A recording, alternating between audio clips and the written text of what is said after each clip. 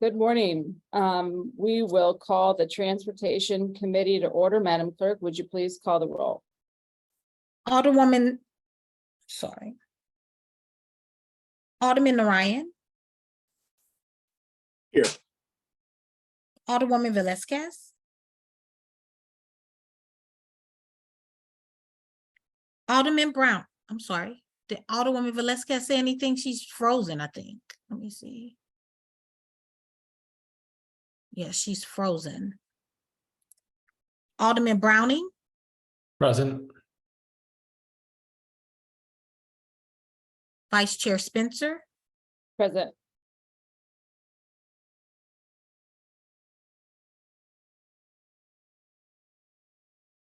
Alderwoman Spencer, did you want to wait for just one moment to see if Alderwoman Velazquez is gonna come back in? I do. And Madam Clerk, I'll take this moment really briefly to mention that I believe that Alderwoman Tyus is no longer on the committee and she is. I'm here. I'm sorry. She is here, I see. Where is she? Oh, good. Okay.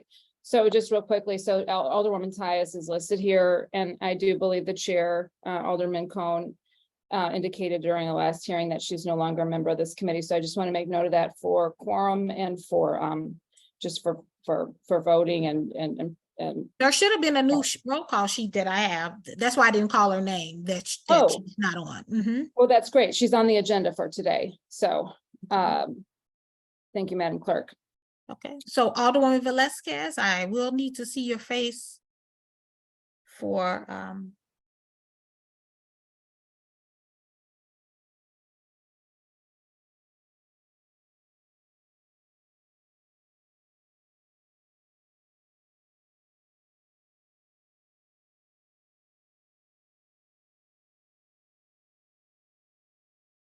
well, we still have a Madam quorum. I can just add her. We do have quorum. So Okay, we thank have you, three present right now. We have a quorum. Thank you, Madam Clerk. First order of business would be the approval of the minutes from Tuesday, September 26th. I'll entertain a motion on the approval of the minutes. So moved. Second. Okay, with that, Madam Clerk, please call the roll. Alderman Ryan, Aye. Alderwoman Velazquez, Alderman Browning, Aye. Vice Chair Spencer, Aye. Alderwoman Velazquez. We have 3 aye votes. Okay, thank you, Madam Clerk. Okay, the main order of business today would be discussion of 2 bills. They are related, Board Bills 33 and Board Bill 34. These are related to short-term rentals and the regulation of those properties that are wishing to participate in short-term rentals in the city of St. Louis. At this point, just to give a little bit of background, it looks like we have quite a few participants here. By way of maybe a little bit of history, I think the city of St. Louis is one of the last cities to take this up. We have a lot of cities to pull from. We have had several hearings at this point, but our last, where we are at this moment is we are considering voting these out of committee today. But it is extremely important to take input from the general public. As I expressed to my committee members before this got started, it was not my intention here to rush this at all, but there is a lot of public pressure to get this moving forward. So I want to thank the members of the general public, many of whom have submitted public comment. We are working diligently to get that before all members of the committee and the Board of Aldermen through our clerk. So if you don't feel like speaking today or have some additional thoughts, we are taking all those comments and they are being accumulated for public record. These bills are very important. Regulating short-term rentals is an important function of our city government. We have seen that short-term rentals are a complicated business. I think a balanced approach here is absolutely key. And by that, I mean, we need to recognize that the short-term rentals do provide a value to some of our neighborhoods that don't have hotels. Certainly they bring visitors to our city. But when they go awry, they can be absolutely devastating. And we have seen several instances of that. And so getting this done is not just important, getting it right is critical, just as it is with any policy. So I'm grateful for the folks from the public that have weighed in, experts, lawyers, lots of folks with different neighbors who have had real life experiences with this. This is critically important. Your perspective is really helping shape this. And with that, I'd like to turn it over to the sponsor. We have a committee sub that was put before us last week for Board Bill 33. Board Bill 34 is the policy that outlines the zoning changes. And I know myself, I have several amendments I'd like to offer here today, but I'd like to turn it over to the sponsor of the bill and we'll hear from the public. Okay, Alderman Ryan, you have the floor. Thank you, Madam Vice Chair. Yes, before us, we have Board Bill 33 Committee Sub. We are now taking that up in what's now the 4th committee hearing on this.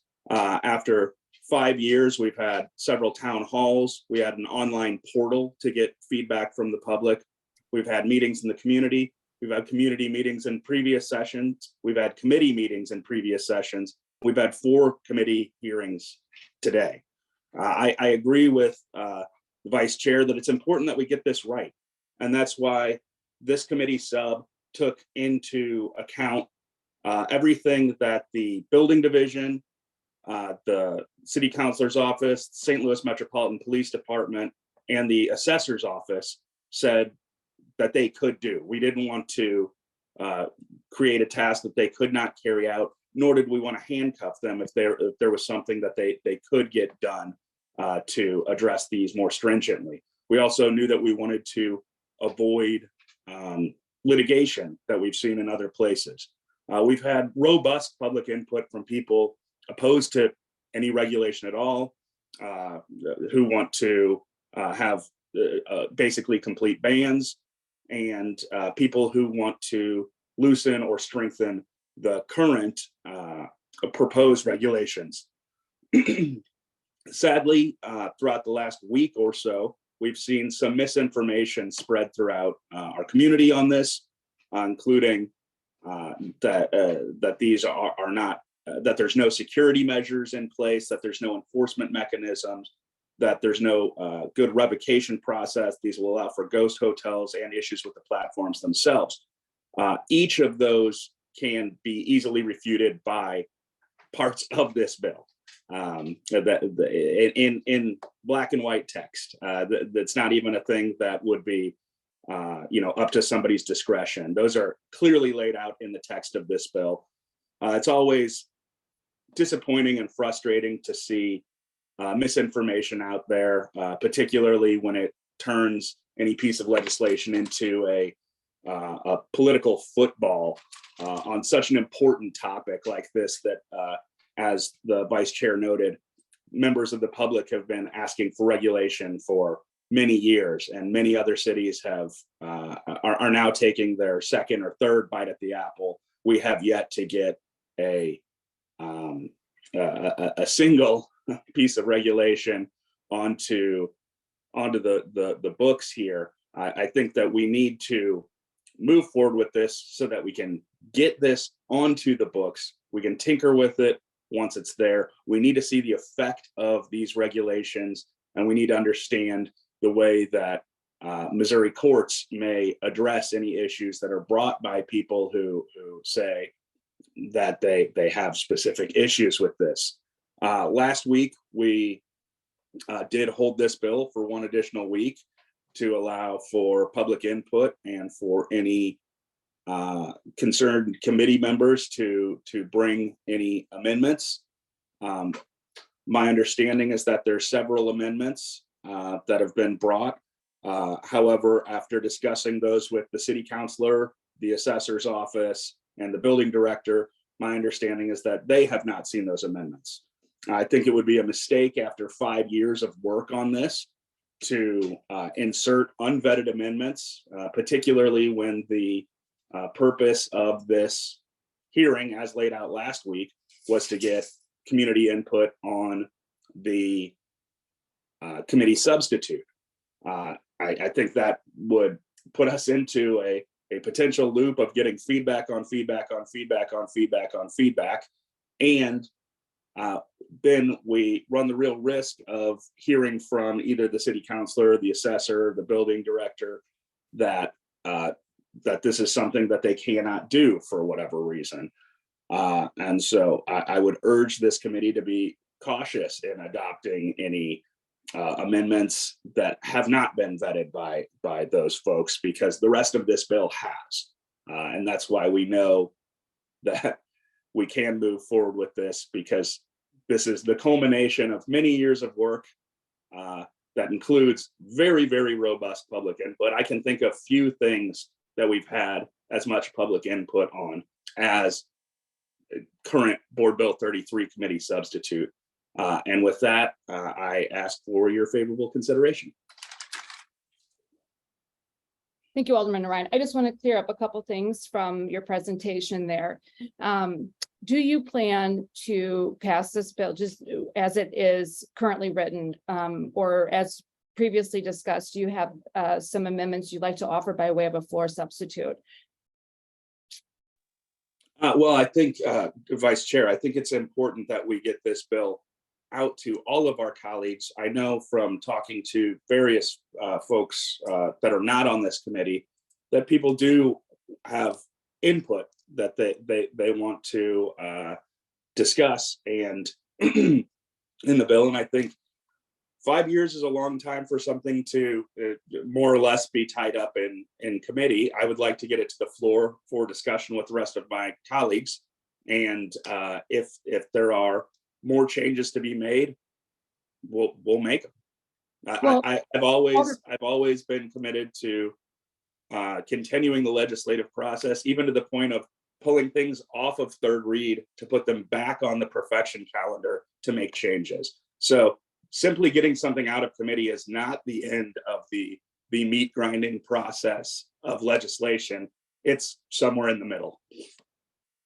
I would agree, and that's why I just want to kind of take a step back from your urging of caution from putting amendments during the committee process, because it's my understanding that there will be amendments on the floor. And, seeing that this committee was dead set on having a meeting today, there was really very little time to prepare a significant number of amendments and get them run through all the departments. As you all know from emails, they went through last night at 1 a.m. because working, feverishly hard over the last 5 days. I think it's important to recognize that up until 10 days ago, the bill before us still had extra space marks. There were errors in it.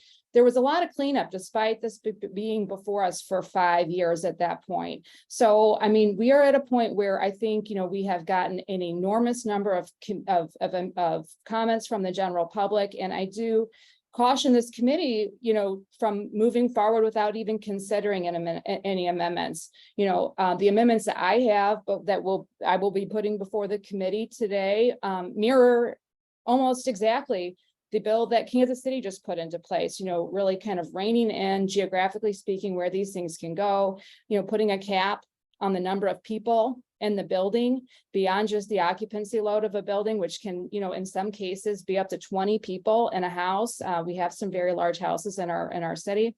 Putting a cap on that, putting a cap on the number of units in the building itself. So we don't have these ghost hotels like we're seeing downtown, restricting them from properties that are receiving any kind of tax incentive from the city, restricting them from being used, putting in right next to a hotel and other things. I think, there are some really important considerations that we should be considering. And I just, to caution folks from considering making any changes, I think is really to just kind of throw water on what the purpose of a committee hearing really is. It's to discuss a bill and to consider changes. So with that, I've kind of outlined, generally speaking, the large number of amendments that I hope to have this committee consider today.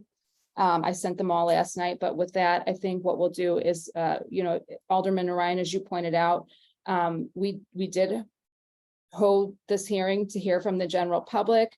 We did put the committee substitute before them last Tuesday. And so with that, Madam Clerk, it looks like we have a lot of folks in the participation room. I'm assuming not every single one of them wants to weigh in, but for folks that do, please identify yourself to the clerk. We have to get through this hearing today, so I want to be very efficient in how we try to get through this and make sure that everybody has 3 minutes and no more. I'm sorry, I'm going to have to cap it at that, but if you have additional thoughts or you prefer to go ahead and submit your comments in writing, that is easy to do. You can email the clerk at the Board of Aldermen, and you can even copy members of the board here so that we can receive your emails directly. Madam Clerk, if you don't mind, could you please post in the chat for everyone to see the email address of the clerk and members of the committee here, so that maybe we can get some of those comments in writing, and so we can try to get through this hearing a little bit faster. Before we turn over to the general public, though, I'm remiss to not give my colleagues and other folks an opportunity to weigh in here. With that, I'll kind of run through the committee if there are comments or thoughts before moving forward. I believe the sponsor has spoken, so the next in order would be Alderwoman Velazquez. I have no questions. I'm really just more concerned with focusing our meeting today on the public's input. Thank you, Alderwoman Velazquez. Alderman Browning. No questions as of right now. I share Alderwoman Velazquez's sentiment about hearing from the public on our committee substitute. I also, appreciate Alderman Narayan's introduction and dispelling some of the misinformation that's been out there. I think we understand that with an issue like this, people are concerned about their neighborhoods, about their next door neighbor even, and their quality of life. I've emphasized before that this is not just a quality of life thing, though. This is also a public safety issue. This is an affordable housing issue. But the history of this is that we have been at this for about 5 years. Previous attempts have twice died in committee, and that's the last thing that I want to see happen today, because no regulation is not an option. This is going to take a significant amount of time to get set up and to provide the appropriate infrastructure in order to make sure that we have a framework in place that really makes sure our neighborhoods are safe and secure and quiet and a place that everyone can enjoy.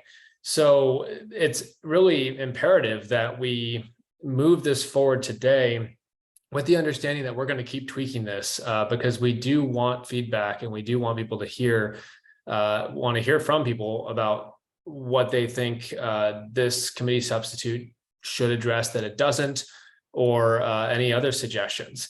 And so while I do think we have room to grow on this, I do think we've heard a lot already, and we will be prepared to make additional changes. And with that, I'd like to hear from the public. Thank you, Alderman Browning. I recognize there's several other members of the board here that are not members of the committee. Alderman Vollmer, did you have any comments or before moving to the public? Thank you, Madam Vice Chair. I'm sorry, my fat fingers were screwing everything up on my mute. If you can hear me, while this has been going through 5 years, we do have a different board chair and board members on this committee, as opposed to what was going on in the past. And if you're talking about one more week changing the lives of everyone, if you're going to hear this input today, I've been doing this for quite some time. 1 week is not going to kill anybody, because if you're going to have a 2 or 3 hour meeting today, there's a lot you're going to have to digest. And there's a lot of things that need to be done and tweaked to this board bill. We all know that. But there is no need to, in my mind, enable this to get out because you wanted to get out and go onto the floor.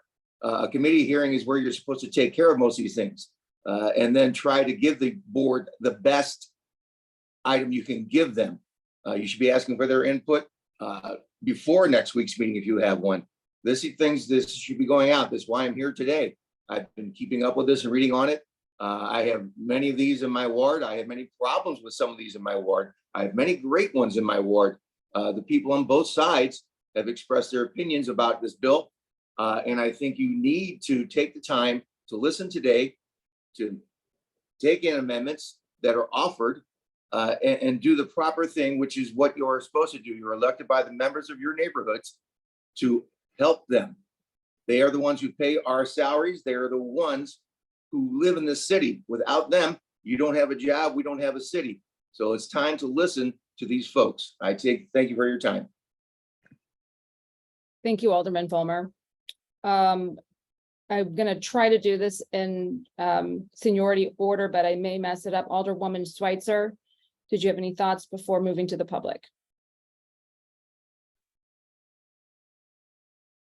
Alderwoman Clark Hubbard, No. Alderwoman Saunier. Any other members of the Board of Aldermen that wanted to weigh in before moving to the public? If you could please identify yourself. Thank you all for tuning in. I know this is an important issue, and I think, having more than the committee members here is important. With that, Madam Clerk, we will be taking a comment from the general public here. Again, I want to stress that in order to get through this hearing today, we're going to allow for 3 minutes each. We'll have Madam Clerk, please swear each person in. And if you don't feel like talking, or you just would prefer to add some additional comments by writing, please do that. Madam Clerk, would you please go ahead and start with the public comment? Okay, I'm trying to look for everyone so they can raise their right hand so we can swear everyone in at the same time.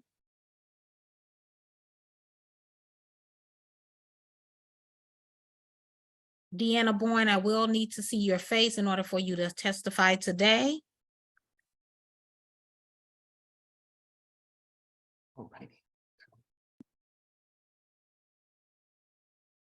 Okay, Alderwoman Spencer, there are a lot more coming in as I speak, so let me go ahead and put them in right now so we can swear everyone in at the same time. Madam Clerk, I'll let you lead on this. Okay, one moment.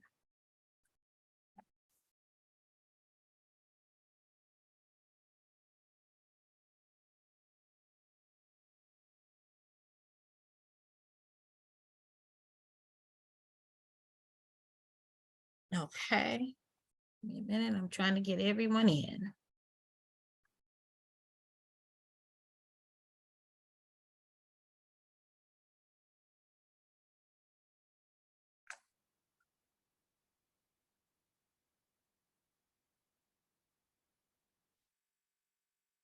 Madam Clerk, do we have an idea of how many folks are wanting to testify today, just by way of?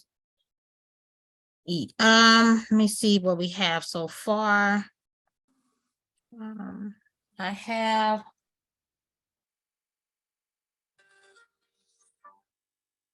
So far, I have 18. And they're steady coming in. So I have 18 so far. Won't show me.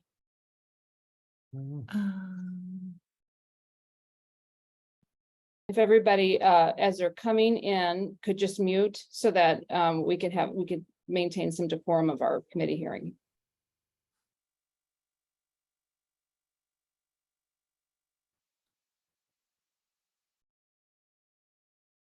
There is a total of 79 people on the attendee side right now.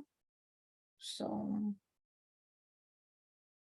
Okay, let's go ahead and get started with a group if we can, Madam Clerk, and then maybe we'll take some notes of other folks as they want to come in, but that way we can go ahead and get started with a crop here. All right, so everyone, if you could raise your right hand. Your real right hand, not the emoji. Do you affirm that the testimony you are about to give is the truth, the whole truth, and nothing but the truth? Yes. Thank you. We can start with the first person that I believe was, let me see if they're on here, Mr. Paris. Hello. Thank you for the chance to speak. So my name is Dan Paris. I am a Airbnb owner. We've been doing Airbnb in St. Louis since 2017. We have one single family home and one duplex that we do. This helps provide my wife the chance to stay home with our 3 little kids, and gives us a small business that we help run. Our target is families. We provide toys. We have a playground. I'm currently in one of our Airbnbs right now. So we appeal to families as our primary audience. I testified at the last hearing, so I don't need to kind of say some of the things I said before about some of the benefits I think it brings to the city and the overall picture. So I wanted to focus on just some of the amendments to the current bill, and particularly the one about multifamilies. So I think my questions would be, and I did receive an email from Alderman Browning when I reached out to the alderman, but I'm curious, is this applying to 2 families or does it start at 4 families where we're ruling out multifamilies? I'm currently in a duplex that we rent out. And what's really great is we can have like a big family come in, and they can have their own kitchens and own bathrooms and be on top of each other, so they can have shared space and they can also have separate spaces. And so I think it provides, a lot of people really like that, but we couldn't continue the business with solely just the whole house bookings. We also need these individual apartment bookings.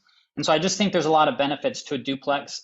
We don't have a 4 family or anything of that size, but I'm curious, are we ruling out multifamilies entirely? And then at the cap of 4, would these 2, would the duplex consider 2, and then our single family make us 3? So we'd be available to have 1 more rental at the 4. So those are my questions about how multifamilies work and how the new amendment around multifamilies. And I think there's just a lot of benefits to the multifamily because they share a playground. There's a lot of benefits we can give to the whole group, and both of them being short-term rentals, that if one of them was a long-term rental and one of them was a short-term, I think would provide difficult, and the guests and people visiting St. Louis would miss out on some of the amenities that we were able to provide by having a duplex. So that's really all I wanted to say. I appreciate all the work that's going into this. And yeah, thank you for the opportunity to speak. Thanks, Dan. So we're not going to be able to address each question as you go through. I think that just for clarity, and I'll just say on the front end, we are still in the machinations here. So there is we're still considering amendments and that sort of thing. So as far as that's concerned, I'm sure there'll be lots of options before us. Number 2, if you don't mind, Dan, can you just specify, and I should have said this on the front end, if everybody who's going to speak could state 2 things. 1, do you live in the city? And number 2, just the neighborhood or some general vicinity within the city that you do live in, if you do. The reason being is that we are considering legislation that would differ for folks who live, don't live, et cetera. Like Kansas City has different requirements for folks who live within the city limits and those who don't. So it would be helpful for the committee to hear your perspective, whether you live in the city or not, and where that is. Yes, we live in the Shaw neighborhood, and our Airbnbs are in Southwest Gardens in Dogtown. Okay, thanks. So we live within 10 minutes away. Thank you. Madam Clerk, I should let you continue with the public testimony here.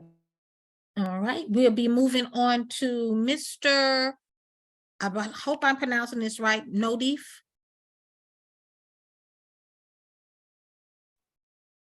Can you hear me okay? Yes, we can. Okay, my name is Marlon Nodif. You hear that? Nodif. Sorry, thank you. Yes, that's okay. I live in Skinker to Bolivar neighborhood, and I've been a city resident for a good 40 years. I chose to move here because I love the neighborhoods and the architecture and the people and the older city feel of the community. Now, I'm a retired attorney. I spent the last 6 years or more researching Airbnb, short-term rentals as a business model. I have a pretty good understanding. I published an article in a journal called The Urban Lawyer, designed for urban policymakers, a couple of years ago. And, looking back, there's been 4 or 5 versions of the Board of Aldermen trying to address this problem. This version, I think, is a big step in the wrong direction for a couple of reasons. The first is it's got industry fingerprints on it. It doesn't address the problems that face the city.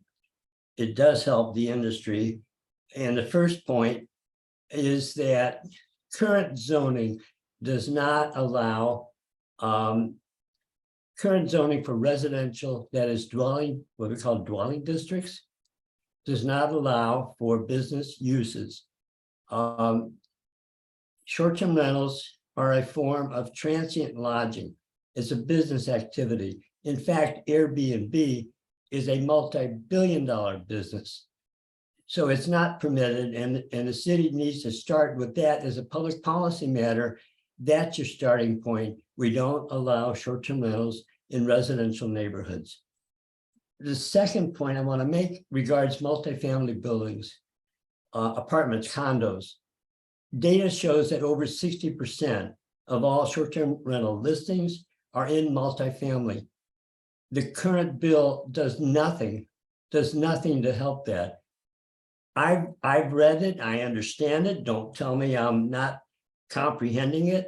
It provides for one owner occupant, that would be a tenant in an apartment building, to have that unit plus one other unit. That totally does not understand the business model of landlords, which i.e. is to make money. So that approach has all kinds of loopholes worse than Swiss cheese, and I don't want to offend Swiss cheese. There needs to be a cap on the number of short-term rentals in a building, in an apartment building. And, this Kansas City took that approach. A number of cities have taken that approach, and so should we. A cap on the number of buildings and apartments. That's how you're going to put some kind of measure of control. So it's really hurting the Central West End and downtown is the ghost hotels that we have. We've watched them happen in big apartment buildings and in condos. And this bill, speaking of condos, does nothing to help. The last thing we want to see is another capture of a condo such as happened at the Eli Walker Lofts. So it's very important to address the 60% of the market that we see short-term rentals taking over. So with that, I thank you for your work. I want to echo real quickly what Joe Vollmer said. Members of the committee have said, well, we've had robust comments from the public. You only made one substantive change in the substitute, and that was for a 2-day minimum. The rest had to do with technical drafting issues and things that the Board of Realtors brought up that were just bad drafting. So it doesn't help to have public comments if you're not listening to the comments and taking them into account. So I want to thank you very much. With that, I'll wrap up. Thank you. Next, we have Ms. Kara Wojciechowski. Hi, my name is Carrie Wykowski, and I'm a resident of the Southwest Gardens neighborhood. My husband and I own our own home. I would like to point out, well, first of all, thank you, Alderman Vollmer, for your comments, and I would be very, very interested in hearing the revisions that Alderwoman Spencer would like to put forth, because I feel like that might address some of the issues that I have repeatedly discussed ever since the very first committee hearing on this, hearing number 1 of, we are now at 4. I would also like to point out that according to the city charter, if I read that, section 902 defines a boarding house as residential occupancy arranged or used for lodging or compensation with or without meals and not occupied as a single family unit. The occupants are transient in nature. In my opinion, that is exactly what a short-term rental is.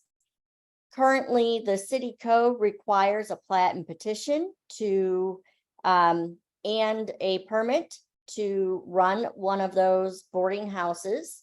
And so I understand the need to get something on the books quickly, as STRs, it would seem, are not legal in some areas of our city right now. And that's a big liability for the city. However, I would like to see some of the amendments and suggestions that have been made by the public actually put forth into the bill. Again, as Mr. Notif stated, we've only seen one substantial change. When I read through it, I found several grammatical and spelling errors, extra spaces, etc. I don't feel like that is something that should be professionally moved on. If we need to run, if these amendments need to be run through the proper departments, then I feel like this bill should be delayed, being moved out of the committee until those amendments are considered and vetted by the proper departments. Thank you.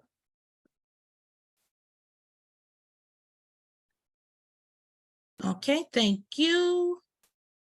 We will be moving next to Karen Carabell.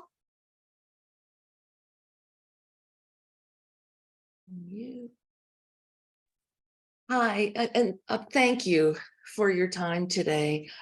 I spoke at a hearing before, so, I live in the Central West End. I am a vacation rental operator. My sister, who lives in the Compton Heights neighborhood, and I are business partners. We're second generation owners of our family business.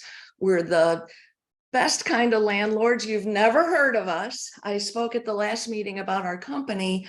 I just, yeah, I'm a neighbor too, and my heart goes out to everyone who has bad neighbors, like whether it's because of a vacation rental or a long-term, long-term neighbors can be bad neighbors too. Like we've had that on our block of West Pine. We're one block west of St. Louis University. We moved here when it was a bad neighborhood, and both with my husband and I, with our personal choices, and he worked for our company for 30 years. I mean, we spent a lifetime building the company that we have, which I am fine that it remains anonymous. Yeah, I understand how hard this is. And I laid awake all night getting angry because this legislation would put our vacation rental business out of business. And boo-hoo, so sad, we have to rent long-term again. I don't think you can understand without having been in the trenches. We have since 2007. That was my own place. I had a bad neighbor next door at 4149 West Pine, a 2-family, and I nudged my husband one night, if we can buy this place, we must, because we live 3 feet away. And this was a long-term rental. And I built a carriage house at the back for my mother. And after she passed away, no way I was going to rent it long-term. So I thought, well, okay, it needs to be a bed and breakfast. And little did I know, it was never a bed and breakfast. It was always a vacation rental. Because of that, in 2008, my sister said, well, why don't we try a small studio apartment? And here we are 15 years later with 21 of them. It's 4% of our total inventory. We have over 400 apartments that we own and manage, 100% in the city of St. Louis. Anyway, it's just years and years. It's an organic building of these units. It's not like we went in and we're just going to throw some sticks of IKEA in an apartment and start leasing them up. If you do it right, it's an incredibly complicated endeavor. And as I mentioned, I did get licensed as a B&B in my backyard. So my sister and I come to this from the bed and breakfast industry, and we want to provide a fantastic experience to our guests, and we do. And again, I hate to talk about us. It's not about us. It's about the welfare of our city. And it is about us because 15 years with 0 complaints. We've been doing it jointly since 2008. I'm sorry, Ms. Carabell, that is your time. Okay. I'll just finish the clause. The law has a lot of things, but the clause of limiting people to 4 units is arbitrary arbitrary, capricious, and discriminatory. There's no other word for it. Why for? Thank you for your time. Thank you. We have next, Miss Deanna Bourne. Hear me? Yes. My name is Deanne Bourne and I do not live in St. Louis, but I do have an Airbnb in a small HOA in Central West End. I also have long-term rentals across the street and within the same complex. This process is not new to me. I'd like to thank the committee for working on this. I know it's really hard and very emotional. I think what I've read is the result of some really hard work. Going forward, because I am in an HOA, I have several people to be responsible to. So our short-term rentals are not going to go away. So we do have to figure out a way to make everything work. The property belongs to the person. They should have certain things that they can do with their own property, but they don't have a right to make the people around them unhappy. They also have a right to peace and quiet. I've heard some terrible stories, but I'd like to caution everybody about what's being put out everywhere. It's not just St. Louis, but everywhere it's stacked. There is absolutely no research to say that the affordable housing crisis in the nation is because of the short-term rentals. There's nothing to show that that's related in any way, shape, or form. Their DNA is being purchased as a fact finder for how many rentals are in an area. Repeatedly, they have been found in San Diego, Lake Tahoe, and the Denver area being as much as 30% off. They cost San Diego an amazing amount of money because they thought they had over 5,000 short-term rentals, but when the lottery came up after all their preparation and whatnot, they had barely 3,000 registered, and they caused a real problem. So they actually canceled their lottery. It's very, very expensive. People have a lot of complaints. They're very emotional. I can't blame them. I certainly wouldn't want the kind of problem that they're describing. However, it needs to be accompanied by either audio, video, photographs, or something, because many of the complaints are just not valid. There is a way to contact Airbnb, VRBO with complaints. There is a line, and there are people responsible for recording these complaints and making sure that they are not habitual. That person, that address, you don't need to know the name of the person, you just need to know the address. And you can get something done about it. So complaining loudly is helpful to your emotion, but to actually get something done about it, you have to make that phone call. You need an address, you need some kind of third-party documentation or a photo, audio, whatever. Let's be fair. You can't just say that this isn't working, I don't like them, they have to go. There's a person behind that. I got started in short-term renting because my adult son and I purchased a house for him to live in, and then he had a major vehicle accident. We would have lost the property in addition to nearly losing him if we hadn't been for short-term renting. There's a lot of people that depend on this. I buy classes for my grandchildren. It's been my livelihood now. I don't really have to depend on the government anymore for my meager Social Security. I can have money to depend on. Thank you very much, and thank you again for your time and your consideration of this problem. Okay, thank you. Next, we have Rev Z. Hello. I want to thank the committee for allowing short-term rental hosts to have a voice here in this space. I have multiple properties. I'm in St. Louis City. I have multiple properties here in St. Louis as well as other cities. I have never had one complaint, any police come to the space or a peace disturbance. My properties are in downtown, Lafayette Square, Central West End, Delmore Loop. Like, as I mentioned, I live on Jefferson and Washington as well.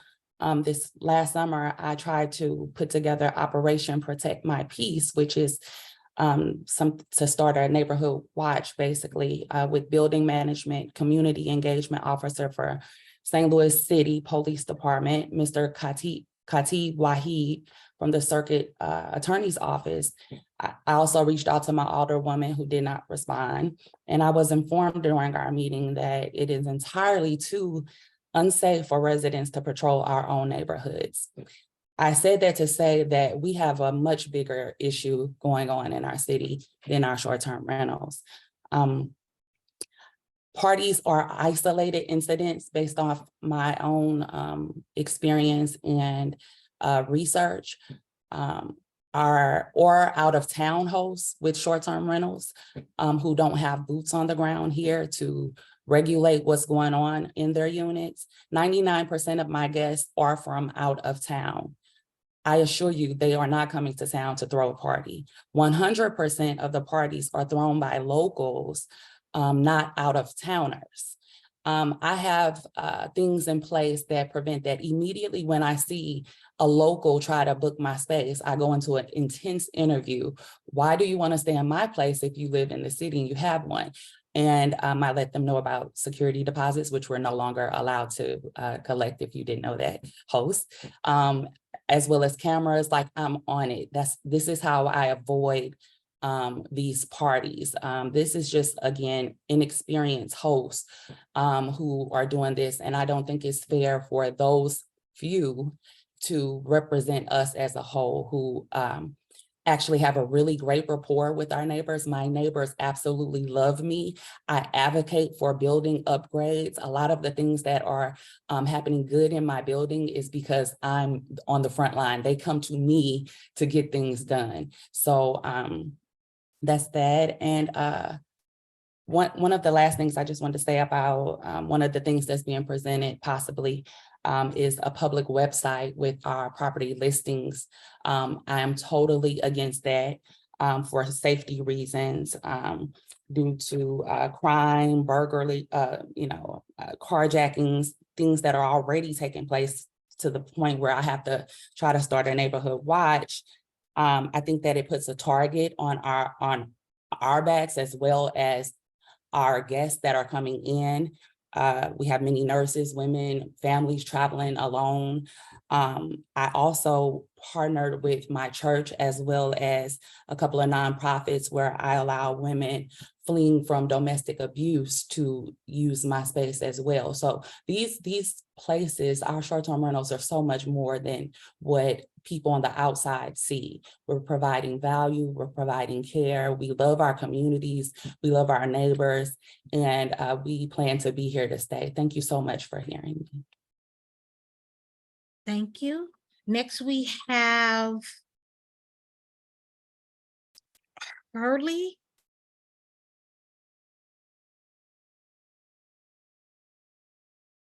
Brian Hurley. Hey everyone, thanks for hearing us today. This is my wife, Nilita. We are from the Bevo area, but our Airbnb is in Soulard. And so I worked as a missionary for several years, and I worked in Guatemala, which is where my wife is from. And we moved to the States with virtually zero. Like, we had no money. If you know any missionaries, like, very few of them receive a full-time salary, and they are kind of dependent on support. And so when we came back, we had nothing. We had the clothes on our back, and we took time and we worked really hard. We lived with my dad for a couple of years, and we saved up every penny we could. We didn't go out to eat. We didn't do anything fun. We used that money to save up, to invest in a property, and put it on Airbnb with the idea of this being something that can generate funds for us in the future so that we can go back to missionary work long-term and have a source of income. And it happens to be that our property is a multifamily, which means that if this bill goes through as it is, and we're only able to rent out one, that basically shatters our dream and shatters our ability to make money, and also the significant investment that we put into this property is effectively going down the drain. And we just want you guys to kind of consider the financial impact of people that, there are lots of operators. So we have one building that has 4 units. It's a 4-family. And there's lots of operators that, have just a couple of buildings or have multifamilies that would effectively be shut down. And and to note, good morning, thank you for your time. You are a local of St. Lucian. You were born and raised there. I'm the Guatemalan, but now a US citizen. And yeah, we are just grateful for the opportunity that small business represents and the ability to make money through this. We love Soulard, and every guest that come, we make sure we let them know about the local businesses around so that they can help our community by going to the local businesses. And yeah, we're just grateful for the opportunity to do this. And I have to agree with the previous host, 100% of the parties are from locals. No one comes from outside to throw a party in St. Louis. So there is a process, a very good process set up by good hosts to find out what are they coming to do. And we tend to decline every local person unless they have stayed somewhere else before and there is proof that they are a good guest. But unfortunately, we do decline the local guests. So I just hope that you guys can hear out the good hosts out there and the small business owners as well. Thank you for your time. Thank you. That is your time. We have Mr. Pona.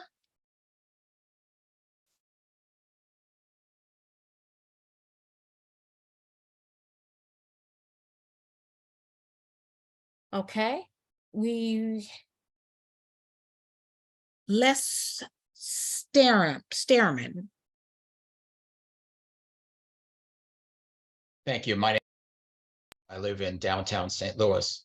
We're deceiving ourselves and the public if we believe that Board Bill 33 will curb the proliferation of short-term rentals across our city or address the many problems that they cause. There are now about 4,000 short-term rentals in the city of St. Louis, and the number continues to dramatically increase. And that number only includes the short-term rentals booked on Airbnb and VRBO.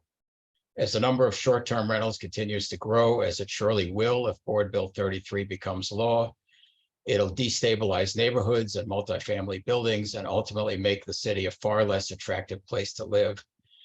The bill will simply be impossible to enforce within the resources of city government. The city doesn't have the staff to undertake the permitting of 4,000 plus units. The fiscal note assumes that the city would regulate 800 short-term rentals with minimal additional staff. This is either a gross error or admission that at least 80% of the short-term rentals would escape regulation. And by not requiring short-term rentals to book solely on registered platforms, it allows booking on social media, DI websites, or by word of mouth, all common practices today. Common sense suggests that the building commissioner, assessor, and revenue collector simply cannot track down thousands of STRs that will escape any kind of regulation or pay their fair share of taxes.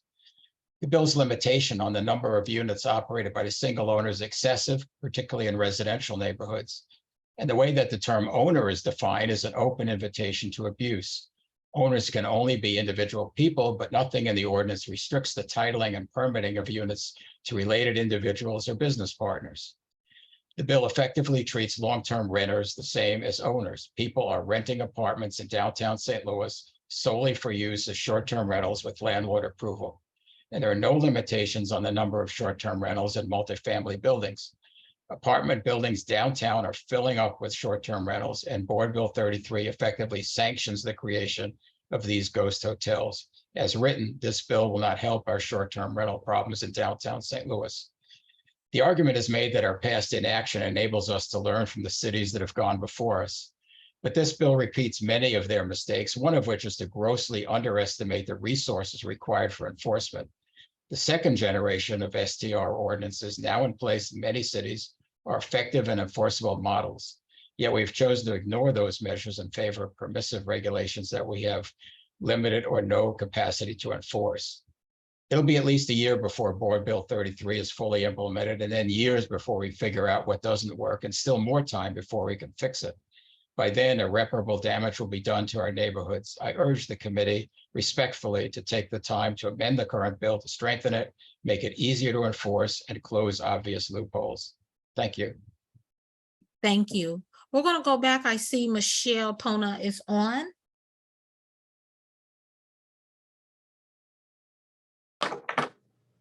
Hello, committee members. Thank you so much for taking the time today to listen to us and our concerns. My husband and I live in the Southwest Garden neighborhood.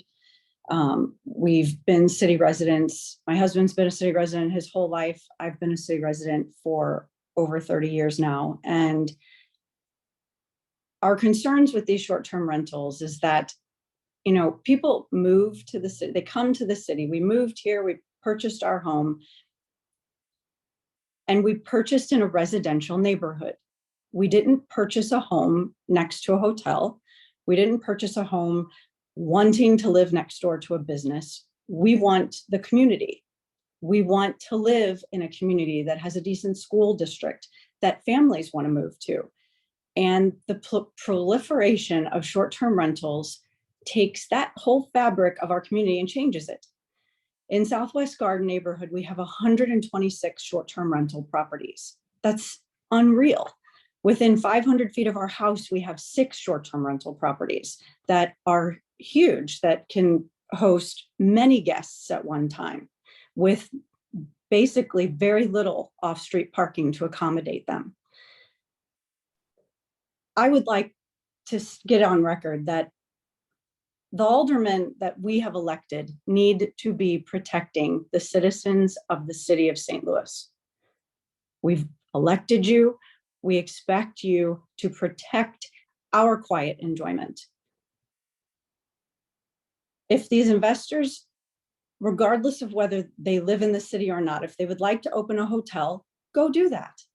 Open a hotel in a commercial district where they belong, not in residential neighborhoods, not next door to us. That's all for today. Thank you.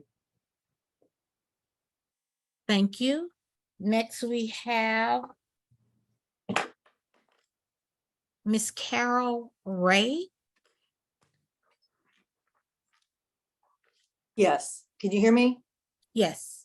Hi, I'm not actually a practiced public speaker, so I've written down my thoughts. To me, short-term rentals do not belong in single-family homes and zones designated residential. I live in St. Louis Hills. I have lived here in majority of my life. I pay high property taxes to live here. Strangers should not be allowed to enjoy the same amenities as I do for free.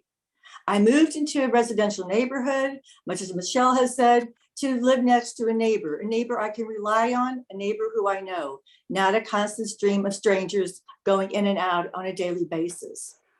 Bill 34, in my opinion, just simply legalizes short-term rentals in every zone in the city. This is a realtor's dream, a neighbor's nightmare, which leads again to the density issue. Bill 34 potentially allows blocks full of nothing but short-term rentals. The next thing is that platforms are being policed are not enforceable in these bills. Like I said, I live in St. Louis Hills. About 4 or 5 years ago, my neighbor rented out his house to a third party who started operating this as an Airbnb and advertising on it. After taking several years, yes, years of phone calls, working with various government agencies, and even the St. Louis Hills Neighborhood Association passing a resolution banning these in our neighborhood, it was condemned as a nuisance property for drug parties, among other issues. Despite this, it eventually morphed into being advertised on an LLC platform that the owner founded to rent only to commercial businesses like FedEx. Now I have a constant parade of contract workers with their loud trucks parked everywhere, men loitering in the driveway, smoking and drinking all hours of the day and night, them sitting in their actual trucks in this driveway for hours on their phones, and there's litter everywhere. I have made the calls, countless calls, one time 5 times in 1 month, as have other neighbors, with no response.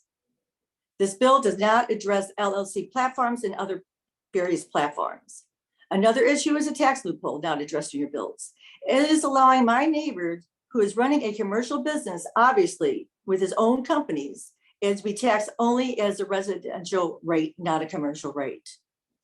Citizens have worked for years trying to get a tough bill passed to regulate these short-term rentals, only to be told continuously that the Board of Aldermen have no appetite for tight regulations. My question to you is this: why does this committee refuse to incorporate the citizens group Neighborhoods Are for Neighbors strong alternate bill that is based on sound research and successful models from other cities? I once again agreed with everyone else. This bill should be delayed. It should not be rushed. We've waited long enough. Let's get it right the first time. Thank you. Thank you. Next, we have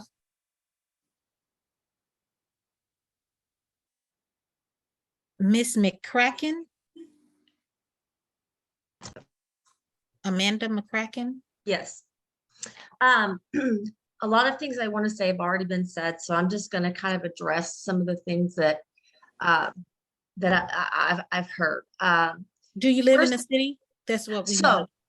Yes, I'm in the process of moving to the city. I have rehabbed in the city for 30 years. I'm a real estate broker that has bought and sold in the city for 30 to 40 years. And I'm actually moving my residence. I stay in the city constantly. I've just never moved my residence. So I am going to do that, which will save me taxes because my properties are being charged commercial taxes on every single one of them. So if I own or occupy, at least I'll save that. And I'm in the city constantly. And so I stay at all of my Airbnbs. I know all of my neighbors. I don't understand why people are thinking that the rules that are in place now won't be able to be enforced. I don't understand that. Good hosts like myself, we've got it down. Reverend Z, she hit it right on. I mean, I don't allow locals. I have security cameras. I'm there all the time. I meet my guests. I talk to my guests. I don't allow locals to bug either, unless they can give me a really good reason and it's a SLU student and their family is coming in town and they need maybe, but I screen them. I don't allow instant booking. I already do 2-night minimum. None of us responsible hosts want these bad people to stay in business. So we already pay the commercial taxes. So that's wrong about the tax loophole. I think they completely are enforceable. LLCs, those are for liability purposes only. It does not mean we're a big business. Every one of my properties are in an LLC, and that is just smart business. Let's see. I've got the security cameras. So my properties are in Southwest Garden. One small one in Dogtown and one in Northampton that is owner occupied by my daughters. We own it together. So I would also like to know, is a duplex 2 units and why you guys came up with 4? I mean, I can understand 50, but if I've got 2 duplexes, that right there is 4. And, I know the opposition is, I'm the one they're referring to just down the street, but I'm telling you right now, that's a commercial area that I'm living in. One end of the block is a yoga studio. The rest of it is all 2 families. And then the Journey Church is just a few houses down. The Kings Highway is a major thoroughfare for all of the hospitals. It is not a quiet neighborhood. So I'm not even sure where that's coming in. But all of us responsible hosts, even if we are in a quiet neighborhood, we're very respectful of our neighbors. We love our neighbors. We love our homes. We're not going to let people in our homes who are going to tear them up. I would ask the Board of Aldermen, before you pass a bill that could put us out of business, why don't you give us a chance to maybe form a committee with those of us who are already very successful. There's nothing wrong with making a living. There's nothing wrong with making money. None of us are making money hand over fist. And, quite honestly, it's a risk when you own your own business. So a lot of business owners are in the position they have more risk. That's why they're the owner. So I would ask the Board of Aldermen to sit down with us who are very successful. But let us show you our properties. Let us show you what we're doing. When I say if I'm being taxed commercial, then I should be able to have. Bracken, that is your time. I do apologize, but that is your time.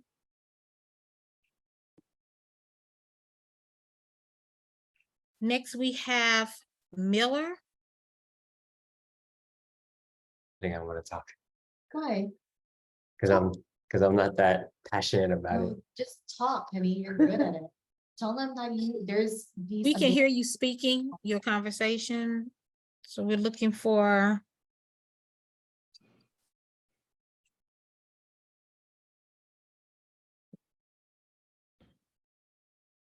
The Millers, are you available? Okay, we will move on to. We have here next. Anthony Aquas.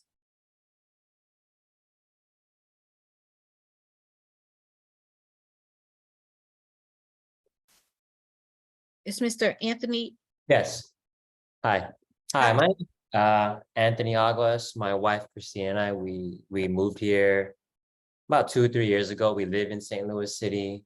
We actually live in a duplex where we have an Airbnb right below us, and we have several Airbnbs all in the city.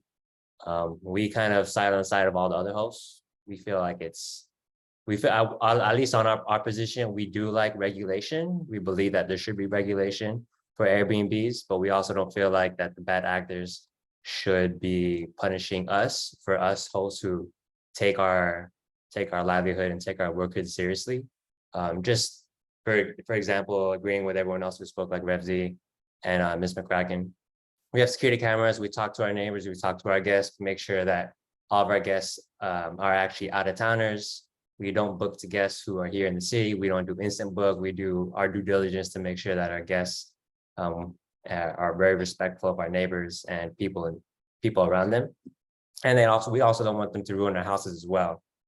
We do have a question about the arbitrary number of 4. We're kind of confused on why there's a number of 4 Airbnb units limited to owners.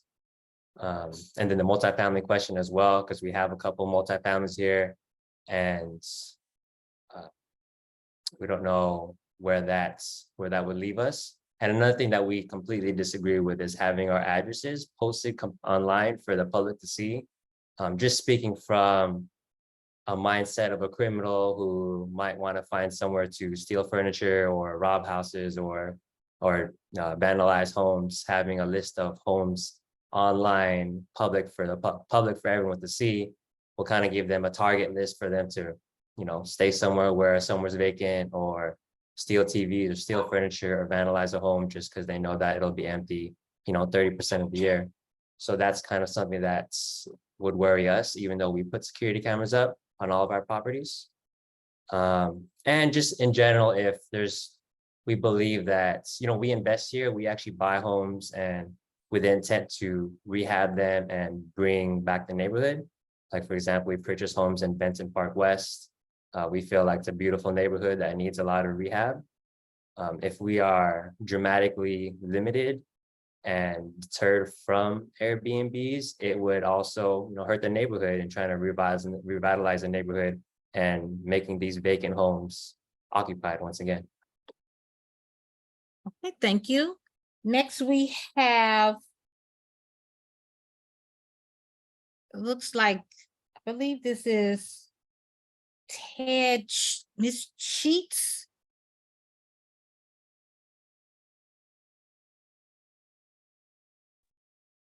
Hi there. I'm Ann. My husband Ted and I own 2 properties in the city. One's in Shaw, one's in Benton Park. The one in Shaw we've had since 2018, so 5 years.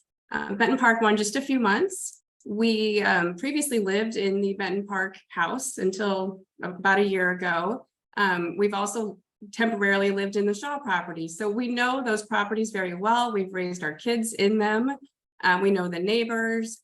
I don't want to repeat what a lot of people have already said, but Much like Rev Z, sorry, I didn't catch your real name, and Amanda of the Kraken.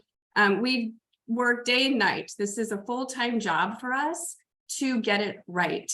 We are very, very careful with screening guests. We have noise aware sensors inside and outside of the property. We do all the things you can do to make sure there are no parties and no issues, just no generally rude behavior for the neighbors to have to deal with. I do feel we're getting it right. I do wish there was much more learning from us as, and I don't mean to overly toot our horns, but as experienced, if not expert people on this matter of how to tell people what to do and not do. I see a lot of line items in this bill. I don't know if anyone's actually made a bullet point list of how many specific changes will result if it were to be approved as is or with further amendments, but there are a lot of changes at once that will be happening. I have a scientific background, and when I look at that, what I see is bad science. I see like 58 changes happening at one time, and they're intended to solve a couple of problems, honestly. How do you know which of these things is actually the key, is actually necessary and sufficient to solve these bad issues that are very serious and need to be addressed with some Airbnbs in some situations? You're changing so many things at once. Probably most of these regulations are not needed to solve these very serious problems. Instead, you should look at what specific problems there are and figure out what is the exact solution to the problem. Good examples that have already been mentioned are, is there a problem right now that we don't have a list publicly available of all the addresses of Airbnbs? No, that's not a problem that needs solving. In fact, doing so creates a problem. It does not solve a problem.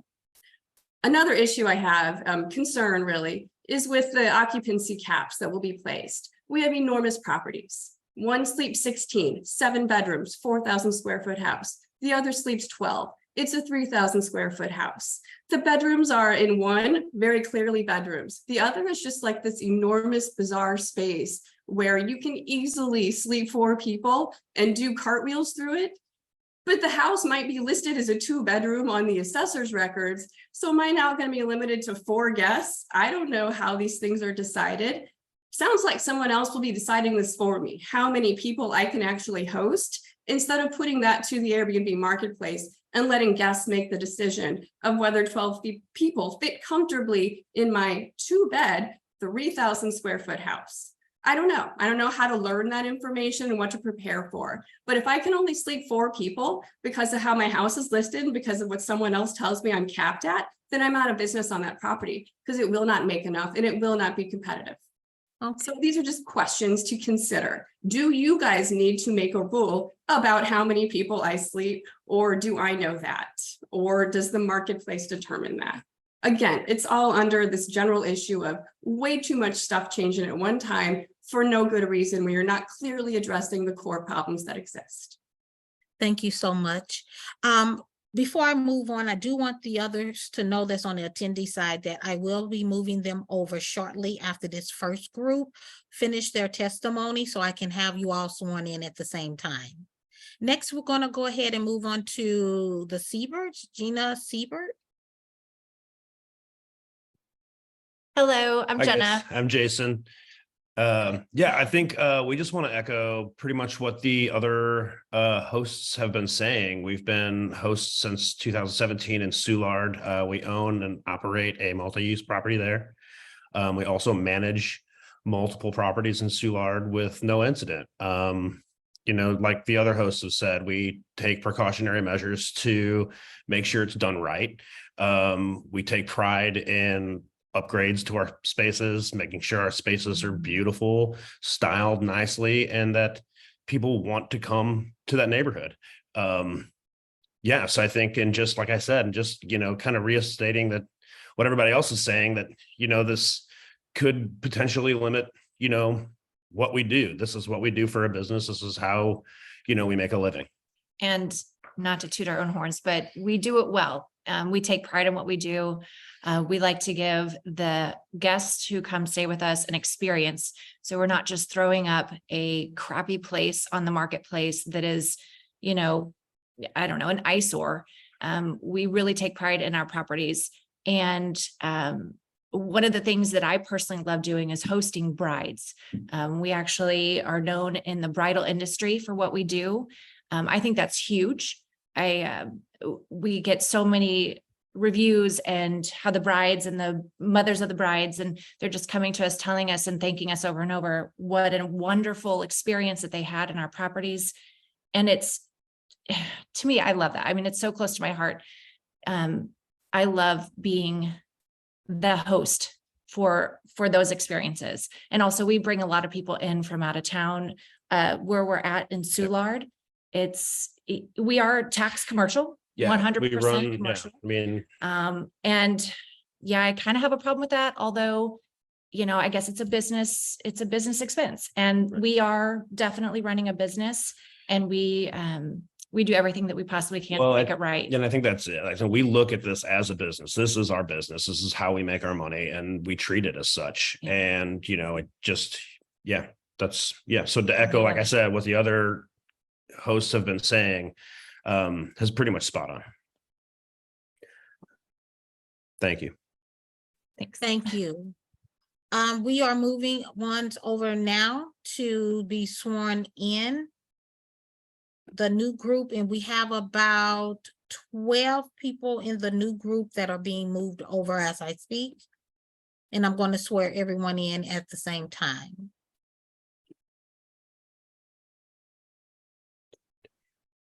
One moment.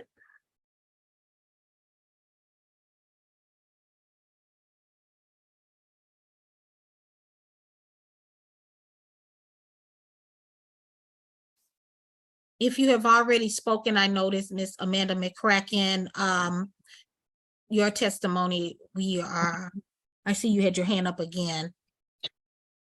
So once you've already spoken, I believe the rule is we don't go backwards.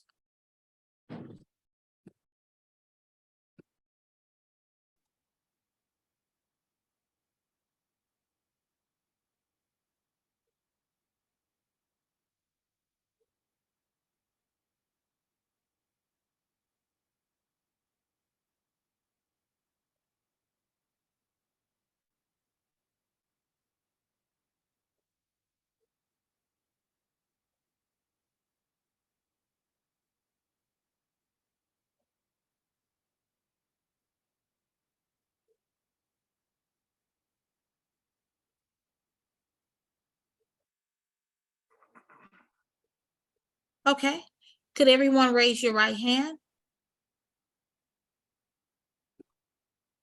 Do you affirm? Okay, let me see if I see everyone.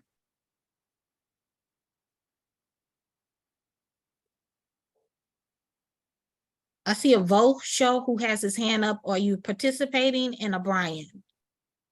Are you wanting to promote over or not?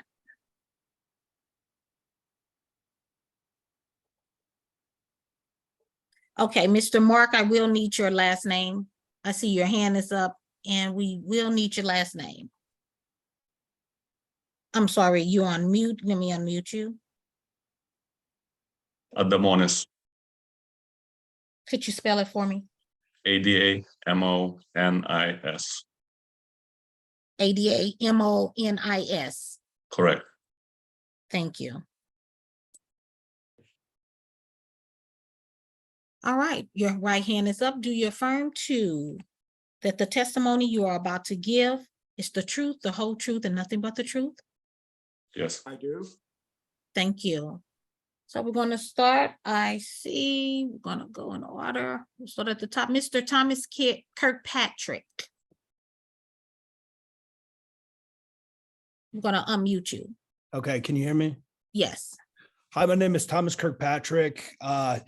I have lived in St. Louis my entire life, but up until this point, I am dating someone outside of the city. So I'm transient. I'm frequently on flights back and forth. I probably fly into town over 20 times a year.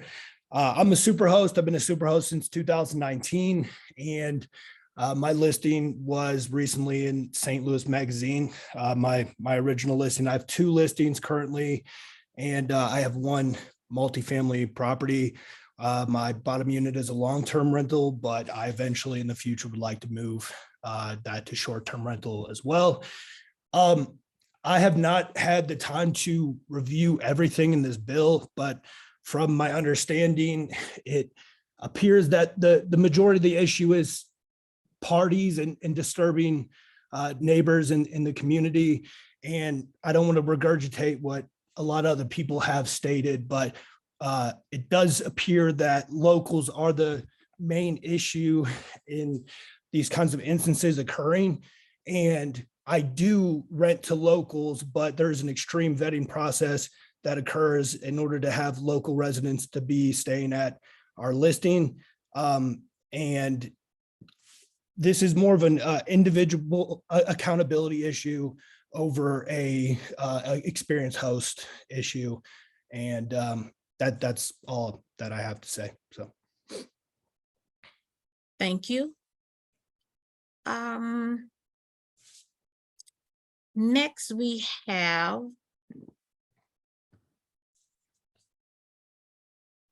Bilal and Anna. Hi, yes, that's me. So my wife and I are Airbnb hosts. We live in the Gate District right across from the new Topgolf that's being built. And we have 12 Airbnbs in the St. Louis area.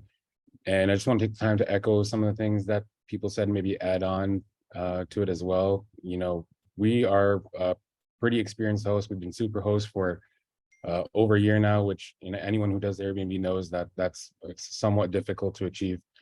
And I would consider ourselves to be like expert operators. We have doorbell cameras, we have noise detectors in every single unit. So if the noise level in a single Airbnb goes over a certain decimal range, we actually get a notification and we warn the guests. So and the purpose for that is we want to make sure that our guests, our neighbors are not disturbed by our guests. And we've actually had to, you know, in the past, remove people if the noise gets too high or if there's too many people in there. And we have systems in place to make sure that these security stuff, the security cameras and noise detectors and all that is being monitored 24/7. We're 10 minutes away from every single unit.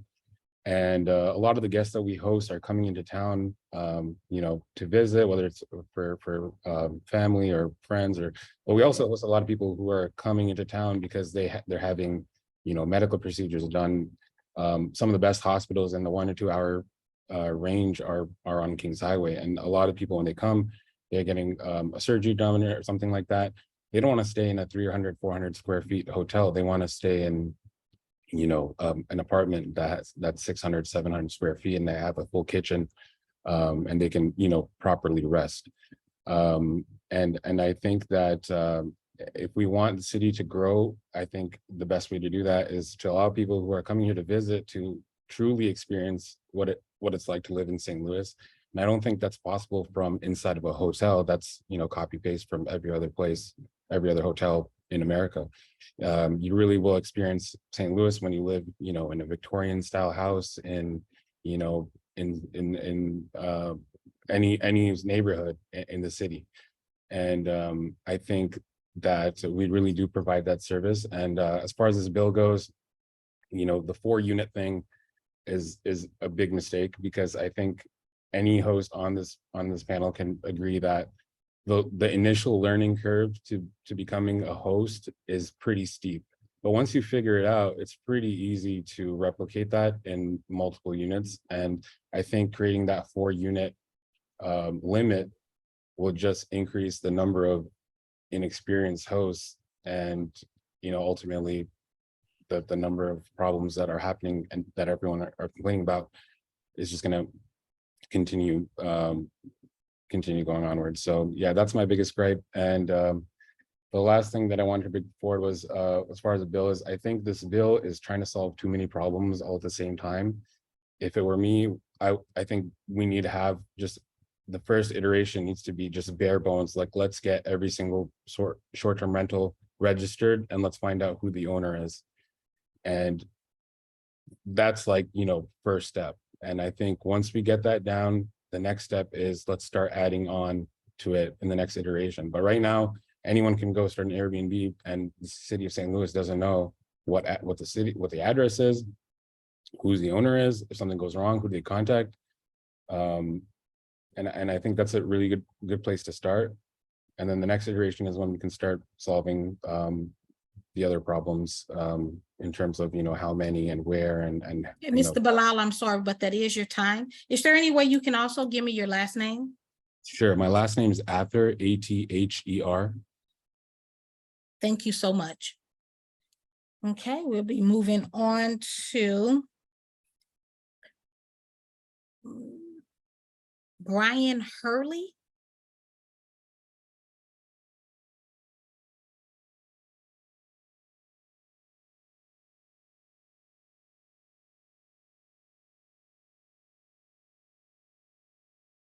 Hi, I actually I had already spoken. I just reconnected, so sorry for the Okay. confusion. That's okay. We'll go ahead and move you out. Thank you so much for that. So we're going to move next to, I see a Mr. Tony Bove.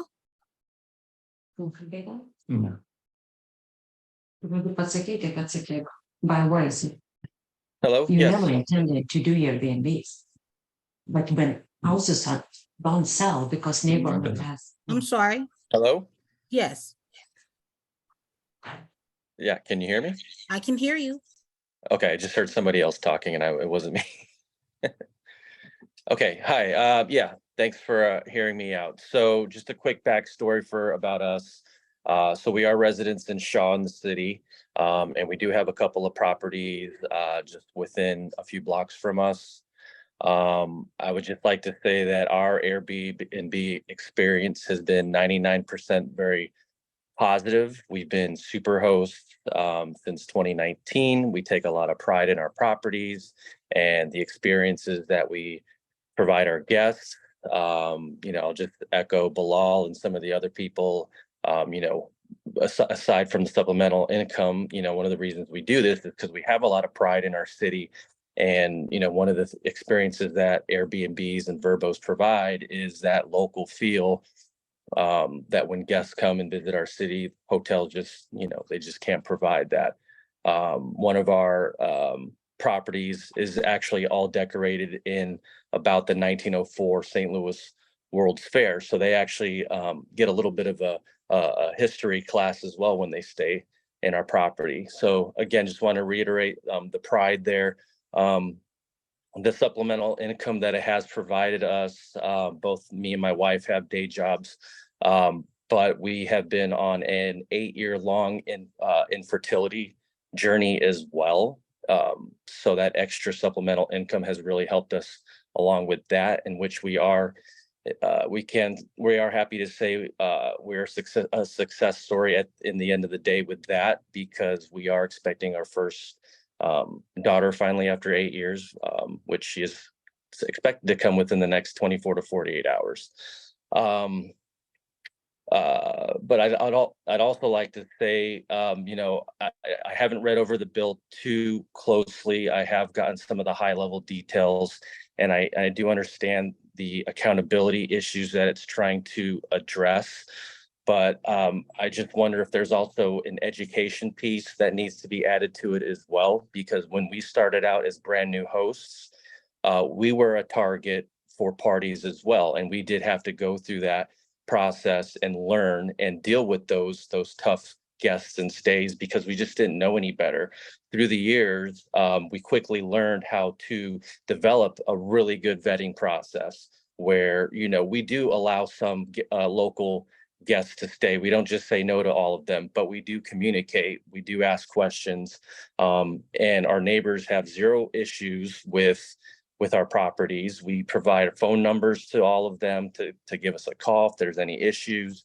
So I feel like some of those hosts out there just need maybe an education. Airbnb doesn't provide that. So, and also metrics and data help us make decisions. And, I would challenge the city to, look up what is the metric for, short-term rental properties that are successful as opposed to the ones that are nuisances.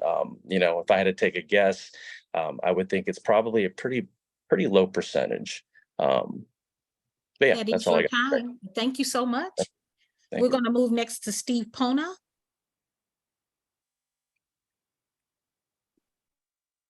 Sorry, I had to unmute. Thank you, Ms. Heggs. I appreciate your accommodation.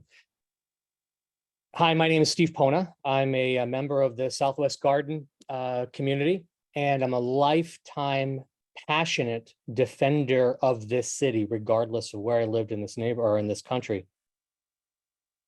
Kara, Madam Chairperson, I'd like to thank you for your leadership and your commitment to our community, your open mind, and your demonstrated desire to bring the best bill to the floor as possible.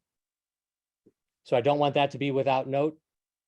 We've heard a lot of fine testimony from hosts who seem like really great people. I mean, a few really tremendously inspirational stories of perseverance, especially from our immigrant neighbors. And I'd love to have you guys as neighbors and even as a friend, come over for a beer. We'd love to chat. But I just don't want your guests. This entire conversation boils down to a single sentence of clarity. And as Ms. Wojtkowski stated in her reading of the existing ordinance, it clearly defines short-term rentals as boarding houses accepting transient guests for commerce. Every host who has testified today has absolutely confirmed their business plan that operators are infringing on the rights of property owners who purchase their home in a residential district. Everybody on this committee needs to hear this. It's just that simple. Nobody is infringing on an operator's right to make money in properly zoned areas. Those laws and these zoning ordinances are already in place. Now, pardon me for being a little bit verbose, but there's a delusional fallacy that rings through each of these testimonies from operators. No, you don't have a right to do what you want with your property. You're intentionally and willingly breaking existing zoning ordinances. Your entire business model is flawed no matter how well you're doing it. It's no wonder that you're defending it so personally. I applaud that. I would expect nothing less. But I hope you understand that that you're infringing on the rights of those who have chosen to live in residential areas. Guys, have a moment of clarity. Everything else that we're discussing is absolutely irrelevant. You know, I was asked on the news the other day, what would landlords and operators do if we can't have short-term rentals? The answer is really simple, and I actually fumbled it on camera. These buildings can be returned to their original purpose. They were houses for over 100 years. They were apartments and condos. They can easily be returned to the market, and their respective neighborhoods will be returned to their originally zoned purposes to foster community and vitality. It's just not that hard. And given the current market, owners should do very well with their investment. You know, our city has a track record of picking and choosing which laws are enforced. And for the past decade, we've chosen not to enforce the existing ordinance. Lord knows we don't have people stopping on red lights and license plates that are expired, but public policy and existing zoning is in place to support residents who outnumber hotel operators by a ratio of over 300,000 to 1. Thank you for your time. Thank you. Next, we have Mr. Mark Adamanis.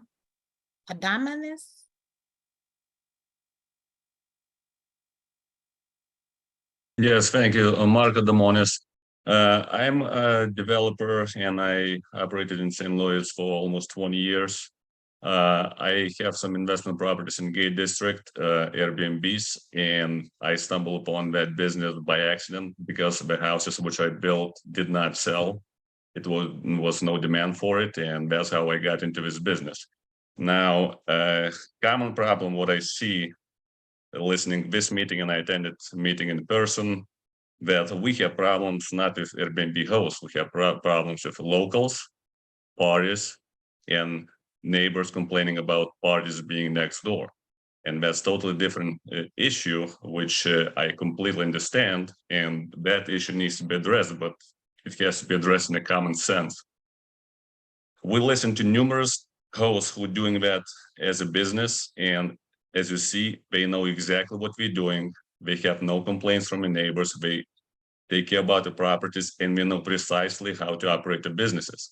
If you guys gonna put a cap on how many properties can people who know what we're doing have, you're gonna kill the market, you're gonna kill the city. I'm not advocating from business side perspective, but city itself generating commercial taxes, which people, neighbors don't know about. We're paying 2.5 times more taxes for properties. Also, we pay lodging taxes, which city also receives. That gives money for city to do things which they cannot do before. They also get investments which otherwise would not happen. As I mentioned earlier, I built the houses, I could not sell them. Nobody bought them, there's no demand. And essentially it comes to supply and demand. If you're gonna limit the people who can invest in the city gonna die off. And I started building houses in bad areas, in Central West End, bad areas, which now are good areas because I built new houses. I rehab numerous historical houses. And people live there, some of them are operated as Airbnb. But this vibrant environment is a city. People live there, they operate. Guests who are coming usually are families. They go into attractions, they go into restaurants, they're supporting local businesses. They don't disturb anything. Again, coming to the same thing, locals. Numerous people mentioned that locals create an issue, and we have security systems, we have security cameras, we have noise monitoring to eliminate that. Because I have that equipment, my corner of the neighborhood became the safest corner in the neighborhood, because cameras are visibly on the houses and nothing happens there. Actually, my neighbors park the cars next to my houses because we are protected that way. We don't need to go back too far. 15, 20 years ago, city had bad areas. Because of these investments, bad areas became good areas. Let people operate, let people do what we do. Regulations, yes, they are needed. That way we need to weed out the bad apples from operations, but all the good hosts, we have numerous properties. They know what we're doing. They have teams. They have everything set up, and city only benefits from that. You guys have to talk to good hosts and let them show a practice, let them show operations that you can see everything from inside, how it benefits. And I completely support it. You have to be a good neighbor to the neighbor, and that's the main issue. All right, Sorry. thank you. Thank you for the time. We're gonna move on to Shelley Miller. Hi, my name is, hello, everyone. My name is Shelley Miller, as she just said, and I am super newbie. I think newbie times 1,000 to this particular arena. I even had no idea about this meeting. So if someone could, I guess, put in the chat to where I could even find the bill, or if I Google bill number something or something like that, that I can be able to in detail read what it entails. I only knew about this meeting today through an Airbnb email. So I actually had no, I guess my face has just been in a Pillow Learning Lines. I sing, dance, and act. So I guess my face has just been in the Pillow Learning Lines, and I have been just super, this has been over my head. I know it sounds like you all have met more than once about this. This is my very first time even hearing that this was going on. I have heard in other cities how Airbnbs have been shut down. And of course, I've heard that news and have been reading that kind of thing. But if someone could just put in the chat room where, or if you can just tell me out loud, if I just Google bill number, I don't know, whatever it's entitled, and then I can look it up so I can really read in detail what it entails. But I've learned a great deal so far from being on here since you all started. And some of the things that have stuck out First, I'm sorry, I live in St. Louis City. I actually live in Central West End, closer between, I guess you could say, Vendor and Whittier, really close to the Fox. And my Airbnb is also in Central West End off of Taylor and Olive. So I guess the good thing is, even though people do live in the area, it's mostly kind of apartments and kind of loft style living, but there's like equal amount of businesses in that particular area. So I don't know if there's good news for me or bad concerning, I don't know anything about zoning and ordinances when it, when it comes to where it cuts off, where it starts, but it's businesses, restaurants, karate classes, dance classes, all kind of things in that same area. And people also live in those lofts that are over there on that street as well. So the only thing that I can say is I pride myself on, if you even look up my Airbnb, the Artsy Eccentric Oasis, the people in the review talk more about me than the doggone where they stayed at. I mean, eventually they get to like how great the Airbnb was, but the kindness and the care and the of me as a host, have taken it really seriously. I just put it on there May of 2022. So I'm super new too, but I became a super host probably in 3 months, and I've maintained that and a 5.0 review. So for a whole year. So I think that people do have a right to not want, I'm sorry, no one gets mad at me, but change has to come. So just like back in the day, a long time back in the day, I couldn't come in the restaurant and sit, or my ancestors couldn't come in the restaurant and sit in the same restaurant as some of you all are on here who are of lighter complexion. Now, one day, we were able to come sit in the restaurant and they looked over and there we were.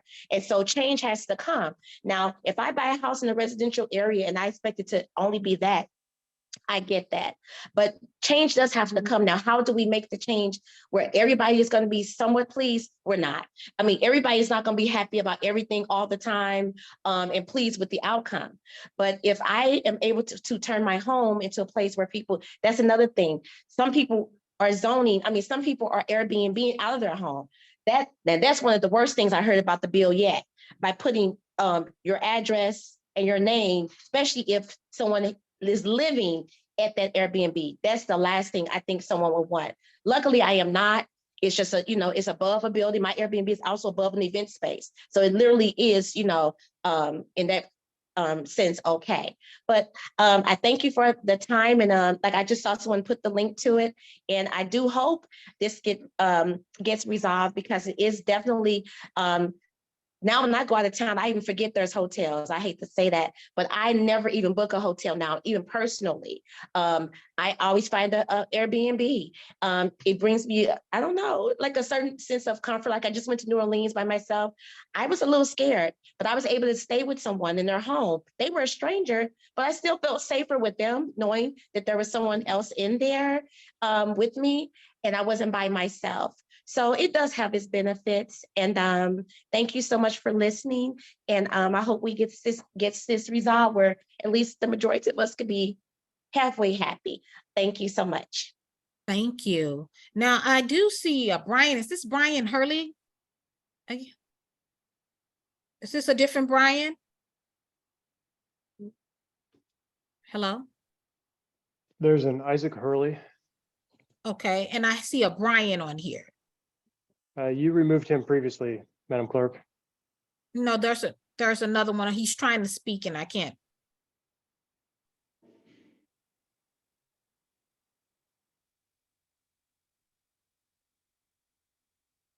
Okay, so we're gonna move to, I see Kalina Mink.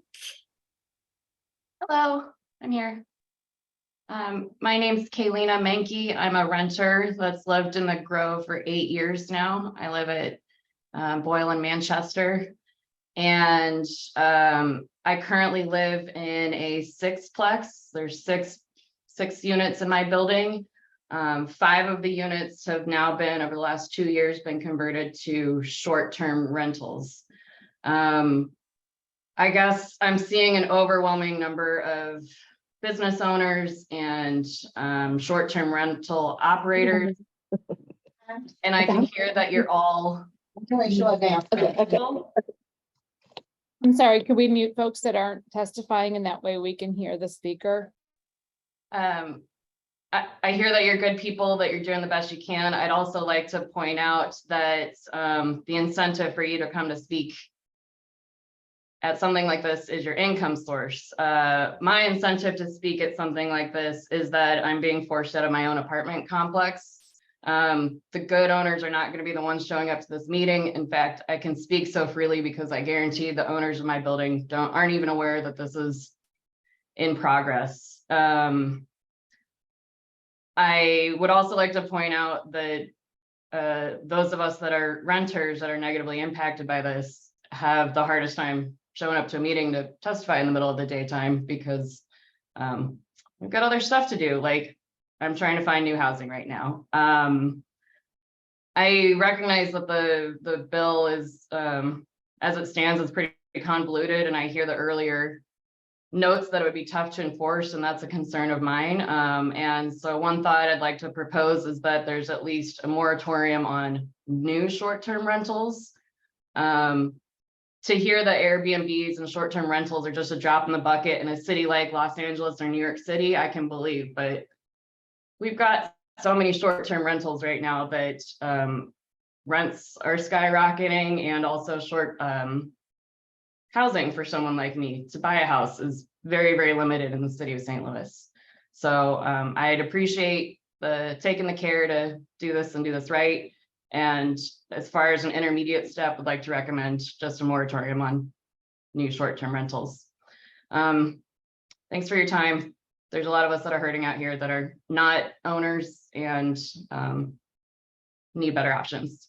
Thanks. Thank you so much. Mr. Isaac Hurley. Hi, good morning.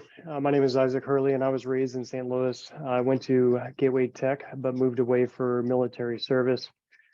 I first started in rentals due to my mother losing her home and a foreclosure related to a family illness, and needed to find a way to support her during this acute stage in life.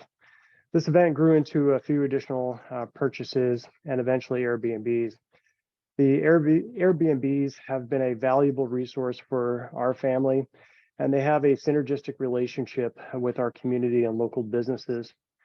These Airbnbs have a great opportunity to show people St. Louis in a way that only a local can, and could be a gateway to people considering St. Louis as home. The overregulation of Airbnbs will have detrimental implications to St. Louis homes, other local businesses, and tourism. There are many good hosts who do their due diligence to ensure the right guests stay with us. This issue is not limited to Airbnb and exists in the hotel industry as well, and has even been immortalized by a St. Louis rapper local who's talking about parties at the Holiday Inn. It is in our best interest to protect our assets by ensuring we have all the property and property protective devices many of our hosts have mentioned. We have an invested interest. Between our property taxes, occupancy taxes, and commercial taxes for some, we are generating valuable revenue for our schools, road, infrastructures, and most importantly, our neighborhoods. I am not sure when this antiquated boarding ordinance was written, but I presume it was when carriage houses were used for horses. I don't believe the original founders of that ordinance had ever envisioned Airbnbs, the value added by Airbnbs, nor had they envisioned the proliferation of crime, a police force that is handcuffed by policymakers to pursue petty crimes, let alone more egregious crimes like homicides. Is there an opportunity to make Airbnb great? Yes, but you can't make something great post-mortem. No to limiting the number of homes for Airbnbs, no to limiting the number of units for Airbnbs and multiplexes, no to publishing addresses. I could go on the nose, but I feel as though the committee members don't really have a full grasp on the complexity and the the complexity of Airbnbs, the value added to the communities. And I would pray that they would spend some time with Airbnb owners to really get an understanding of the value that they add in these communities. Thank you for your time. Thank you. We now have the former Alderman, Mr. James Page.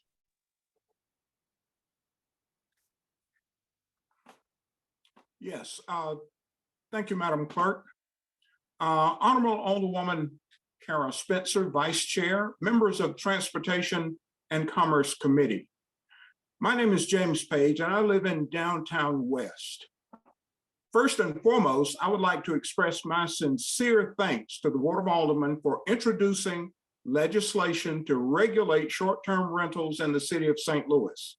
I believe that Board Bills number 33 and number 34 are steps in the right direction to bring this disruptive industry under control.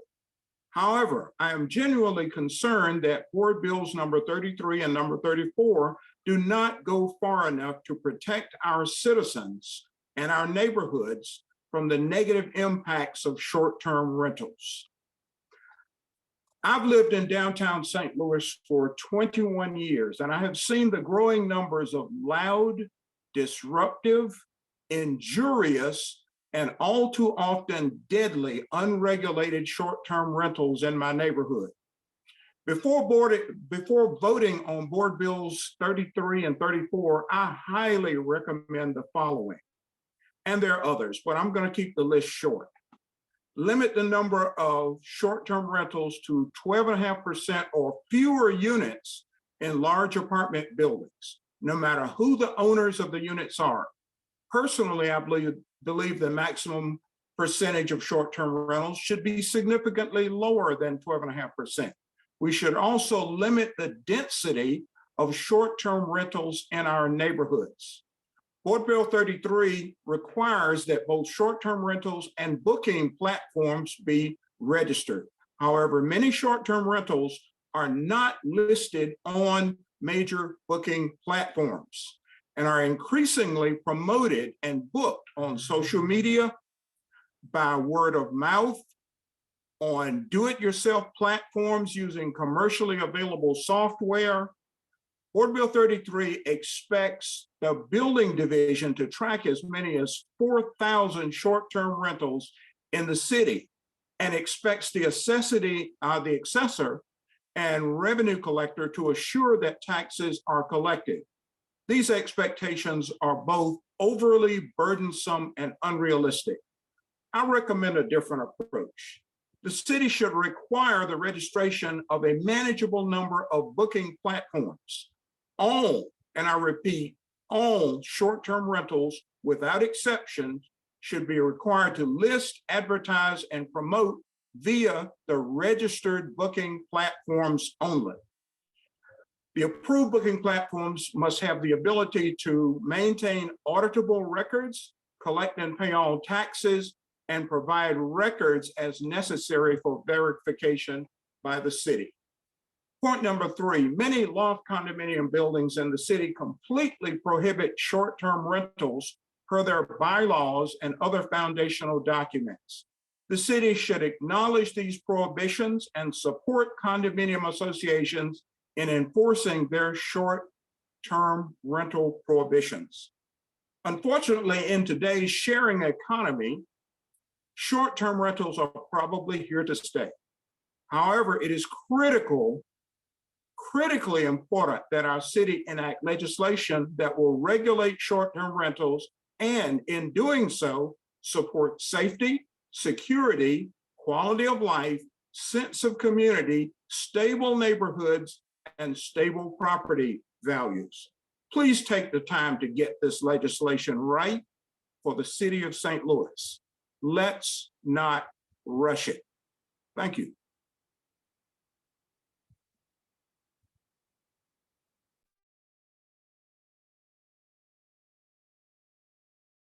Thank you.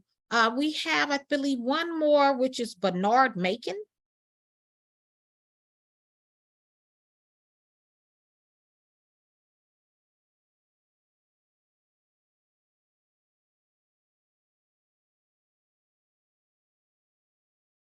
Is Mr. Bernard Macon available to speak?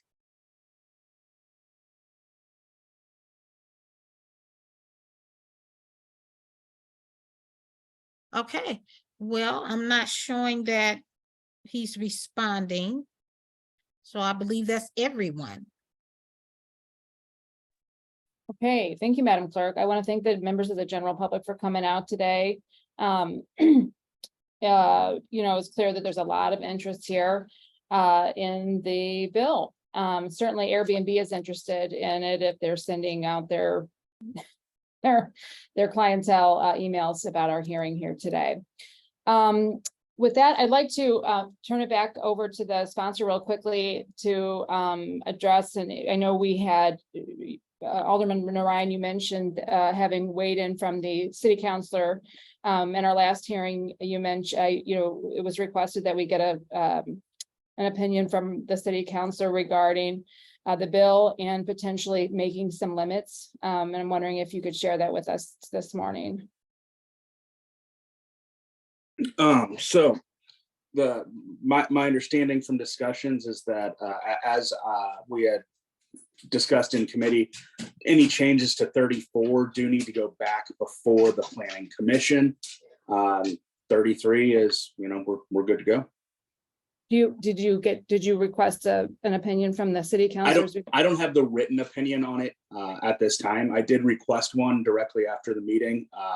The city councilor told me that she was going to be going through it all, but that yes, our initial discussions that 33 after, this is something that we've been working on for, like I said, 5 years.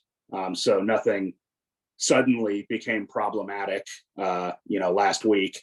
And on 34, as I discussed, changes to 34 would need to go back to the planning commission. And we're waiting on the written opinion there.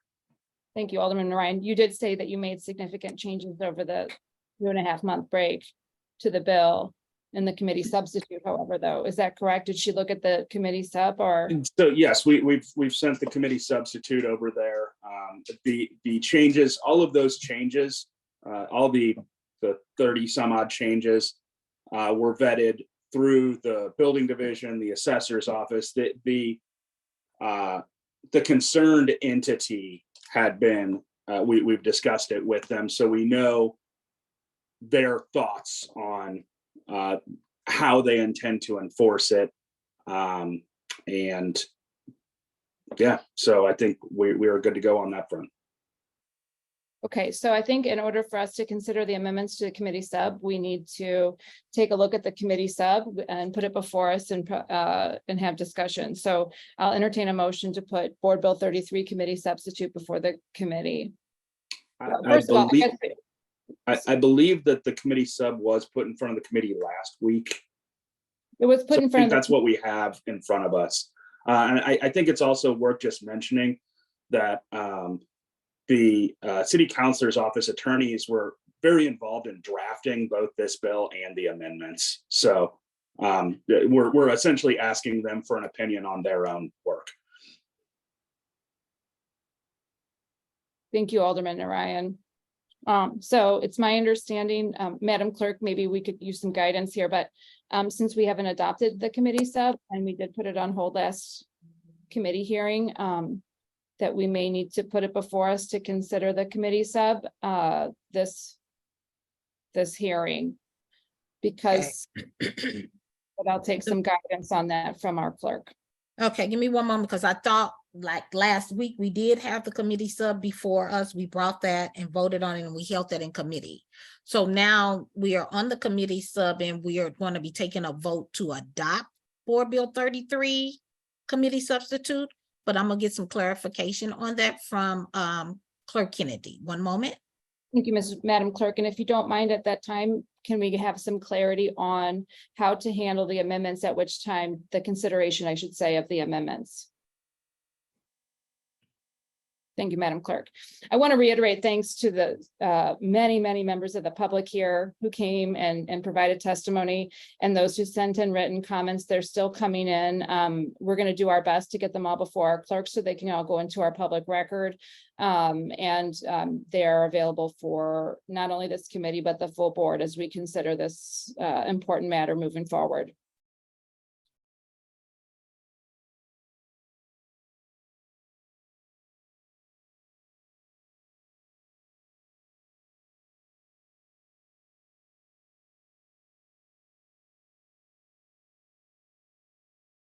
Madam Clerk, I want to commend you for handling all those public comments, taking each person in and making sure the timer was out. That's no small feat. And so thank you so much for keeping us all in order as we move through that public comment section.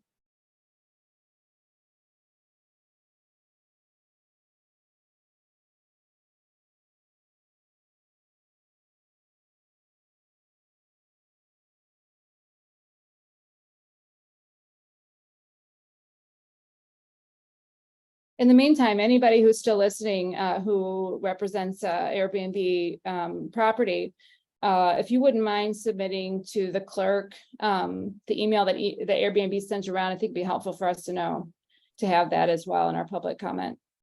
Alderwoman Spencer, to answer your question on the first portion as far as Board Bill 33 committee sub, we do not have to bring it before the committee again. It's your choice, but we do not have to since you did it last week. You could just go ahead and put Board Bill 33 committee substitute as take a vote on to adopt it. But we do not have to take a vote to bring it before the committee again. But because unless you want. Okay. All right. Thank you, Madam Clerk. That's really now, helpful. as far as your second question, as far as how to handle the amendments. Now, you wanted to know, should you give me clarification, want to vote on those today, or how should you bring those one by one? Because normally that's how you bring the amendments. I'll bring them one by one, and we'll handle that after we take a vote on a committee substitute before us. So the committee substitute for Board Bill 33 is before us. And I will entertain a motion to adopt Board Bill 33 so we can move on to considering the amendments on Board Bill 33. I move that we adopt Board Bill Committee 3 committee substitute. Second. Madam Clerk, please call the roll. Alderman Narayan. Aye. Alderwoman Velazquez. Aye. Alderman Browning. Aye. Vice Chair Spencer. Aye. We have 4 aye votes. Thank you, Madam Clerk. With that, before we move on to considering amendments, do we have any further discussion from any members of the committee or any members of the Board of Aldermen that are present? Okay, with that, I'd like to turn it over to amendments. I understand, are there any members of the committee that have amendments that they'd like to consider today? Hearing none, the acting chair will put forward my amendments. I'll go ahead and start. I distributed these last night at the earliest convenience following having the lawyer for the Board of Aldermen, Louis Galley, help prepare the amendments for us. We'll start with amendment number 1. This amendment would essentially restrict single short-term rentals in single-family dwelling districts to be allowed only by primary owner occupied residents. So a short-term rental in a 2-family dwelling district would only be permissible in a primary owner occupied residence, a second dwelling in a 2-family structure. So this is, we heard a lot from the general public today, from residents, from neighbors about wanting to restrict the short-term rentals in single-family dwelling districts. And we've seen recently Kansas City, under the same state law, recently passed and put into effect similar restrictions here. And so what we're doing here, what I'm proposing that we do here with amendment number 1 is really restrict, not eliminate, okay, but restrict short-term rentals in single-family dwelling districts, mirroring the actions of our sister city, Kansas City, who not only considered short-term rental legislation once, but has now has taken the second bite of the apple, and that bill has already gone into effect here. So that restriction here really can protect and start to curb the short-term rentals in single-family districts. And with that, I'll take out discussion on the amendment number 1. Actually, I'll take a motion to put amendment number 1 before us. Is there a motion to consider amendment number 1? Is there any discussion on the proposed amendment number 1? I think as we discussed at the beginning of the meeting here, I would feel a lot more comfortable being able to have further reading of these amendments. As you noted, you did send them last night, a little bit after midnight.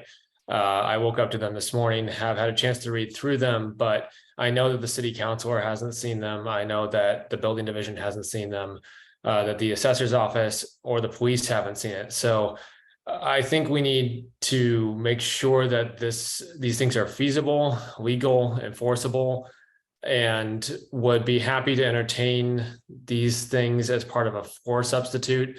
But at this time, at this day, I'm not willing to make amendments that we don't know are enforceable by the city.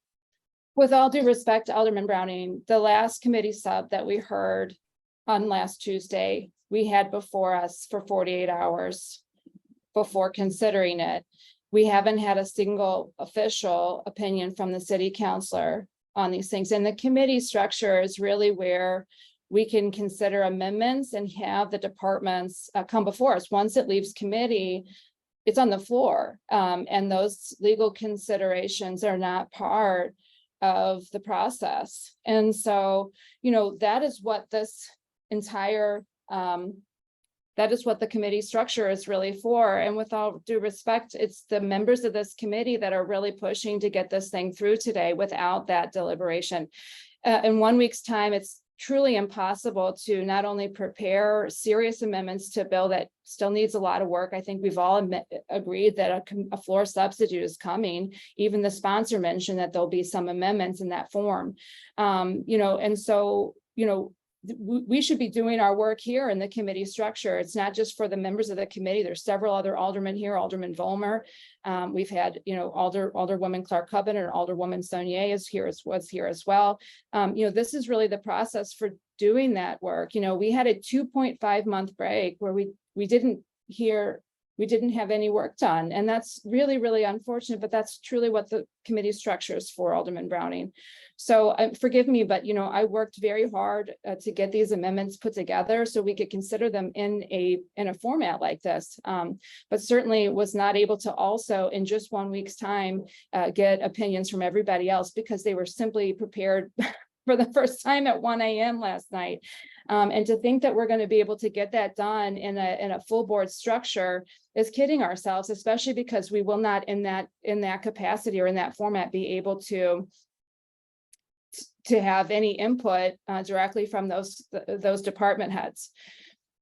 Alderman, go ahead. Sorry, I think Alderman Browning, you have the floor. If I could respectfully disagree that we haven't had just 1 week, we've had all summer as well. And I certainly shared thoughts and amendments that I had with the sponsor during that summer break. He did reach out and ask for them. I sent suggestions at that time. One of those suggestions was incorporated as the 2-night minimum. So we did have plenty of chance to prepare amendments. I just think that, last week, we had the committee sub put in front of us. That was the first time it was able to be introduced. Just for members of the public's education here, we can't put something online for everyone to see until it's introduced at committee. So that's the earliest we could put it up there was the first meeting we had coming back from legislative break. We did so, and I was happy to extend it to this week so that people had time to take in that extra bill and make suggestions. But I certainly wouldn't move to amend the bill to make those suggestions permanent in the bill today when we've only had not even 12 hours to review the text. So I think there's a little bit of a double standard here. And I do want to make sure that we're staying consistent, that if we need time to review this, we can have time to review this. But moving it out of committee at this point is simply a matter of moving it to the next stage. It's not done. It's not finished. It's not final. But the testimony we've heard today did not differ from testimony that we've heard the last 3 meetings that we've had. This is the 4th committee meeting that we've had this session, and we've heard from the public every single time. We do plan on making amendments to the bill. We just need time to vet those amendments through the agencies and the departments that are going to be enforcing this. And as such, while I've read through the amendments and I am amenable to some of them, I would love to work on that outside of this rushed committee hearing setting, where we could really bring in the experts that we need to discuss the legality and enforceability of these amendments, so that we can really put together the best bill. I have no doubt by the time this is a final bill that this will be very strong, have incorporated many different perspectives, and be a very, very good compromise that should make a real difference for this city. But we do need time to do that, and adopting those amendments today would not accomplish that. Alderman Browning, I think you bring up a great point about this feeling really rushed, and this rushed hearing is no way to do business. This is not my choice to rush this through today. In fact, was if you would be amenable to retracting your request to have this voted out today, as positioned last week, I would be happy to give more time. In fact, we could even call a hearing on Thursday, so we could still consider it before the full board on Thursday. So I am absolutely happy to continue the dialogue. I think it's. I respectfully think that if we're going to consider amendments, and we should, that we should do so in a setting that allows for those entities which you described, the building commissioner, et cetera, to weigh in. Once it gets out of committee, I mean, I am not in favor of rushing this thing. I believe to be outvoted here by members of the committee, but if you join me in addressing your concern of having it rushed through committee and having a little more time by adding a hearing on Thursday, I think that we would all be in a better position at that point. And I think Alderman Ryan wants to speak here, but I'll just say I did not say that we're rushing it through the committee. 4 committee hearings is far more than any other bill gets in the Board of Aldermen. So we've had plenty of feedback, and I'm very wary of this feedback loop where we make changes, get feedback, make changes, get feedback, and we could be here all year. What we really need to do is make sure this bill gets beyond the step that it has failed to get through so far in the past, which is the committee hearings. We need to get this to the floor so that we can really make sure that this continues to advance and then gets into effect, because right now it is the Wild West out there, and we have people that are getting hurt by this unregulated, out of control industry. So some rules are better than none, but we have a chance here to move forward and continue to work on it. And even if we're out of committee, we can still work with the building division, the city council, or the assessor and the police. We work in the same building as most of them. And so I'm looking forward to having discussions with them and doing that real work to make this a better bill. But right now, voting on these amendments would be rushing. And with that, I do give the floor to Alderman Ryan. Alderman Browning, with all due respect, I don't think we get to have it both ways here. I mean, there was no sense of urgency over the last 75 days, 2.5 months to get this thing before any of us. I've been more than willing to, part of the reason why there's new amendments from the July hearing is that our sister city just literally passed a bill over the summer and it went into effect. These are important considerations that we as a city, a major city in the same state, should be taking in at the same time. I mean, we've heard from a lot of residents who want to better protect us here. I don't think we get to have it both ways and say that this feels rushed, but I don't want to have another hearing on Thursday. So with, I would be more than happy accommodating, as I have been over the last 3 months, to have as many hearings as possible and to consider and have those opportunities. But it was simply impossible, given this committee's request, to have a hearing exactly 1 week later. And I respectfully disagree that 4 hearings is more than we ever have. I mean, we're new to this session. We're like, 6 months in, but there have been lots and lots and lots of issues for which we've had lots and lots of hearings in the past. That's well we should, because just like at the state and federal level, these are policies that are going to be law. They are going to be law, and they should be considered. And I think we should do our due diligence. And I think passing it out of this committee, and saying we don't want to hear from our city councilor directly anymore, we don't want to ask questions of our building commissioner is an unfortunate step. I'm clearly, if I'm outvoted as the acting chair in this committee, that's one thing. But I am willing to have another hearing on Thursday. And with that, I'll take comments from Alderman Ryan. Thank you, Vice Chair Spencer. I think it's worth noting again that the city councilor's office drafted the amendments to this. So like I said earlier, we're essentially asking them for feedback on their work product. So the Barb was huge in the drafting process and edits over the last few months here.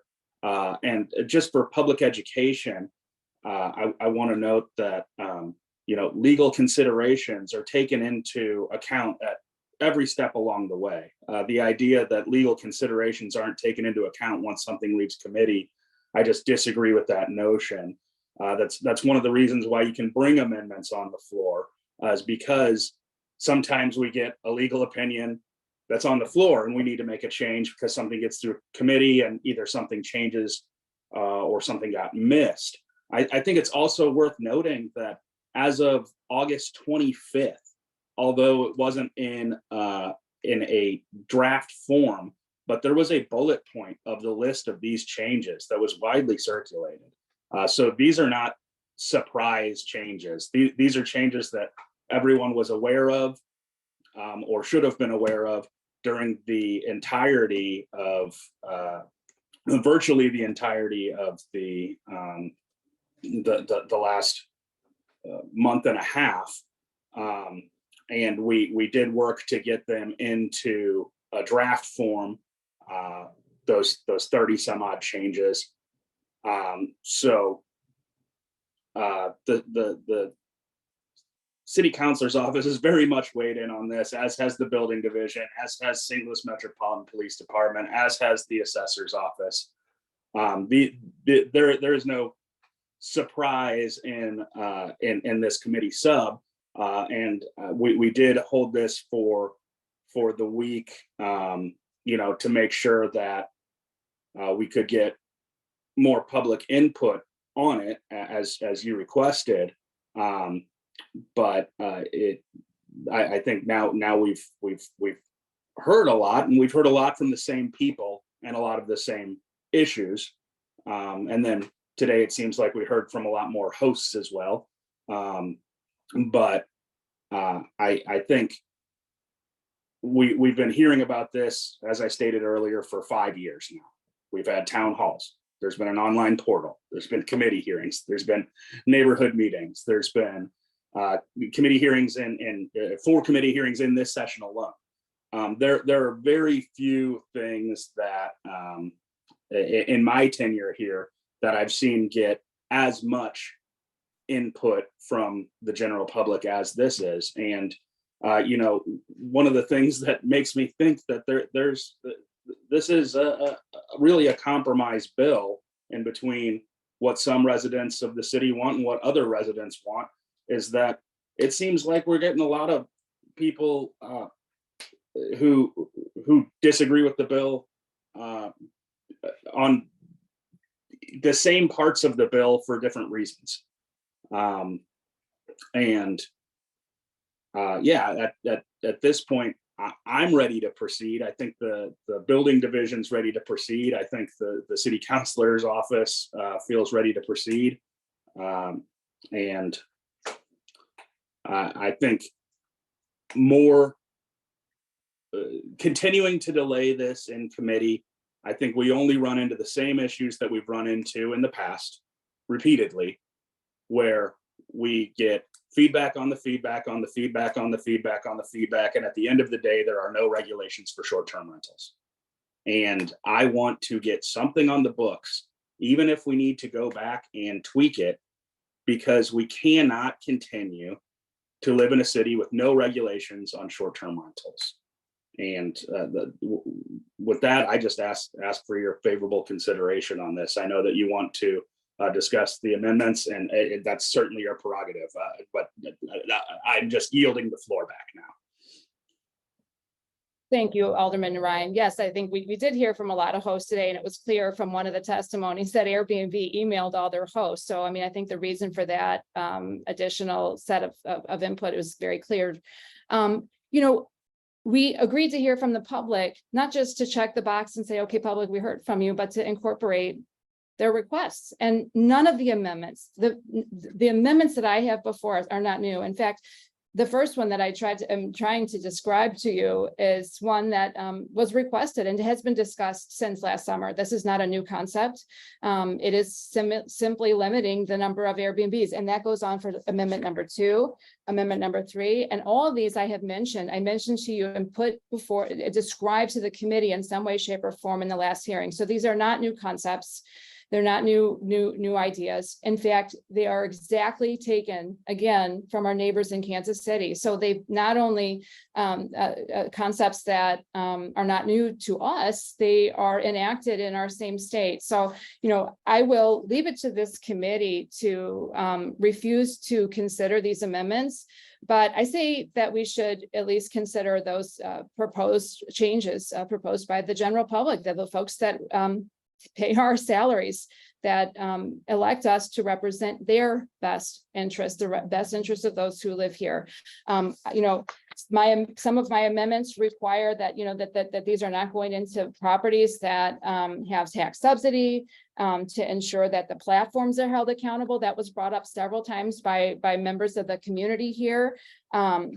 And that we consider limiting with an apartment building. The woman who's a renter is getting pushed out of her own building. You know, we have a proliferation of unregulated short-term rentals that's causing an affordable housing crisis to some extent in our city, because, you know, when you get these short-term rentals are way more profitable than apartments. And so what we're doing is overinflating the market. Of course, the housing market and the housing industry and the lobbyists for not only Airbnb, but realtors and all of the housing industry love it. And it's of course, because it's overinflating our real estate values. We talk over and over again about how important affordable housing is. And we are pushing people out of affordable rental units to make accommodations for short-term rentals. So my amendments will start to curb some of that. And I would appreciate a consideration by the committee. With that, I have a hand raised from Alderwoman Velasquez.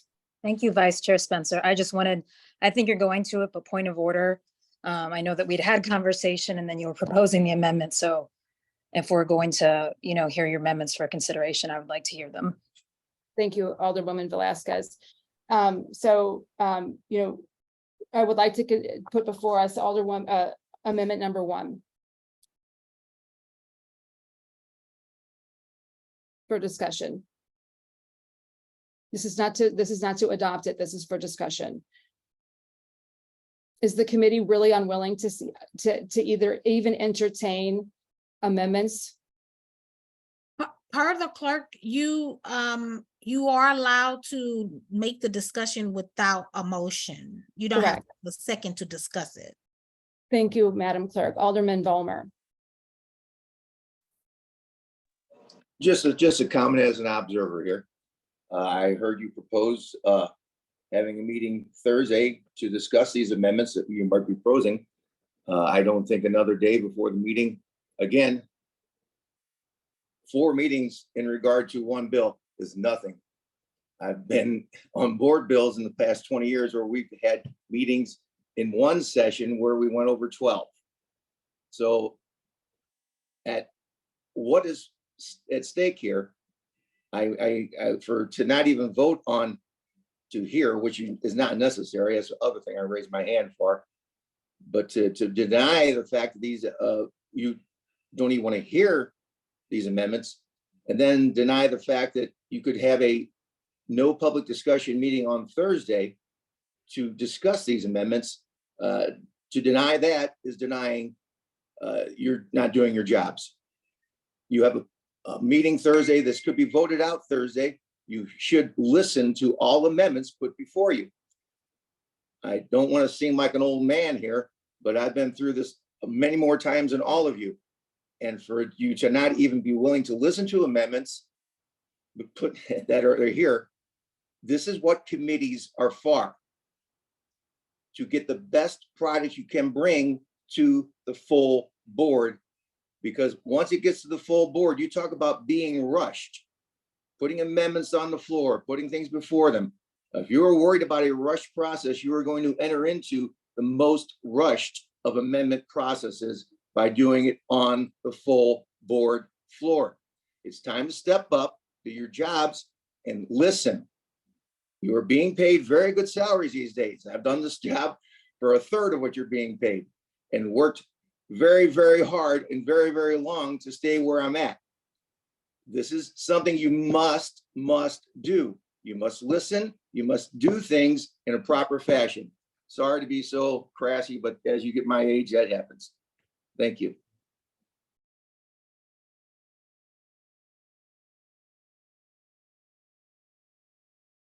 It's pretty, I mean, it's pretty unprecedented for a committee to not even consider amendments, I'll be honest.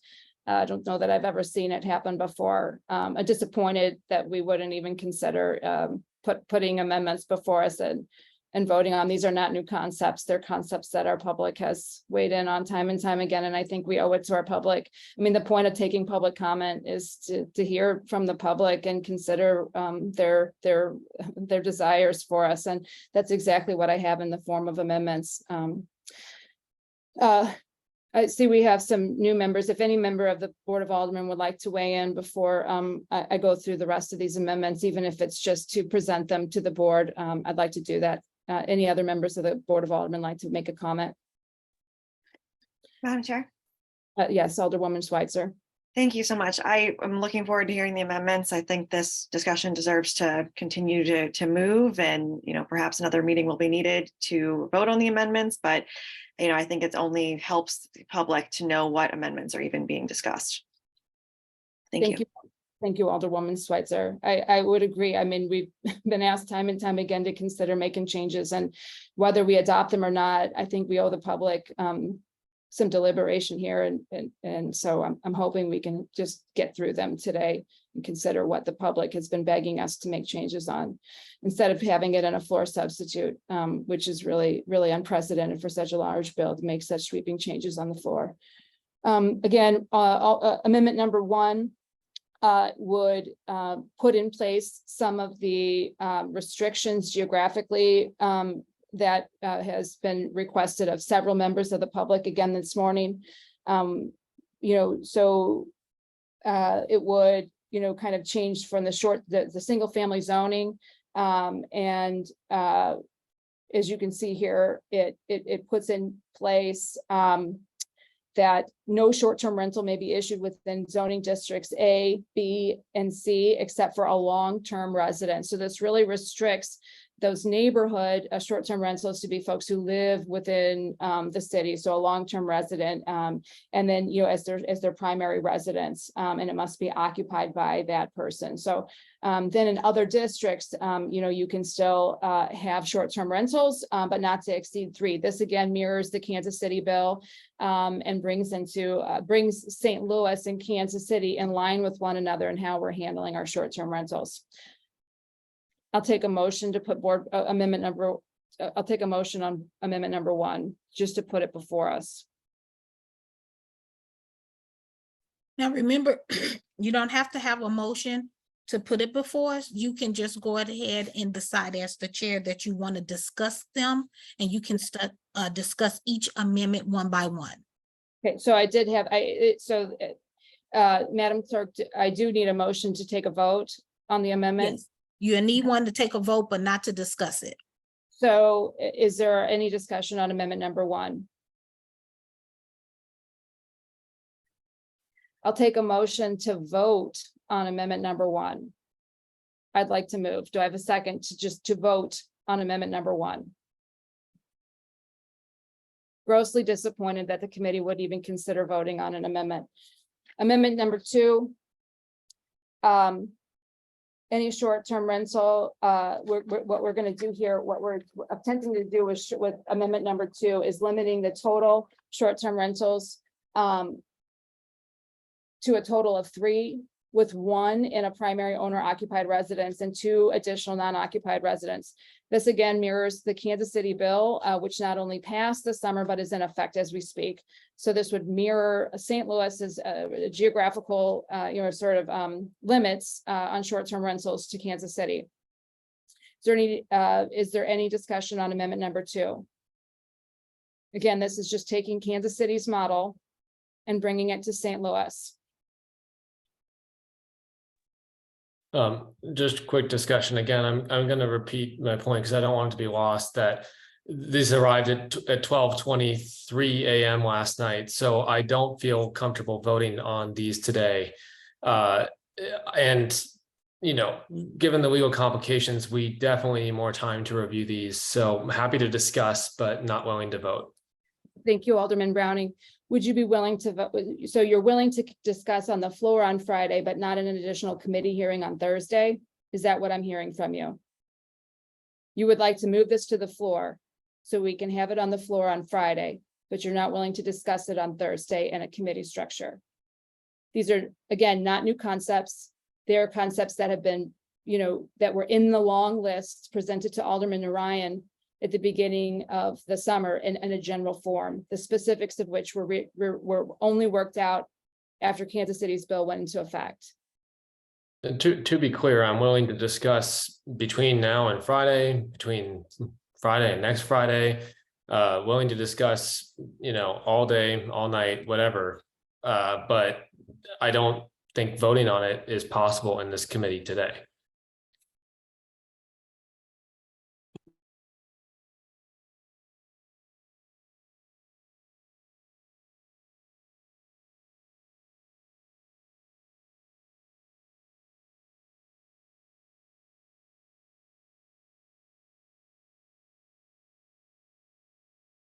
Okay, I'd like to put before the committee amendments. Looks like we got a little bit out of order here. The second amendment number 2, there's a Scrivener's error there. It should be members, should be. And can I make a point of order? Let's make sure we just have some decorum here. Yes, sure, Alderman Browning. I believe the chairmanship should be handed to somebody else while you're introducing amendments. According to the clerk, as the chair, I can just present the amendments if they were for discussion as at my discretion, and it doesn't sound like this committee is willing to take any motion on them. So I'm just going to move through them at my discretion for presentation purposes at this point. Alderman Browning. Did we get clarification from the clerk on that? Is that correct, that that Alderwoman Spencer can run the meeting and introduce amendments at the same time? She can go ahead and do that because there's no voting process. She's just presenting them to discuss them, and she can discuss them one by one. Okay, fair enough. Thank you. Just wanted that clarification. I appreciate it. As long as you're not asking for a vote. So again, since she's not asking for a vote, she's just opening it up for general discussion. She's able to do so. Thank you, Madam Clerk. You're helping us keep an order. It's important. Otherwise, I don't know what we'd do without you. Okay, so the second amendment on page 2 of the amendment memo that was sent out at the earliest convenience possible within a week's time is Scrivener error amendment number 2, but it should be amendment number 3. So I'll discuss it briefly. What this does, what amendment number 3 would do is could not consider owner for the purpose of this ordinance. So right now, the short-term rental owner means the owner record of the property is reflected in the St. Louis City.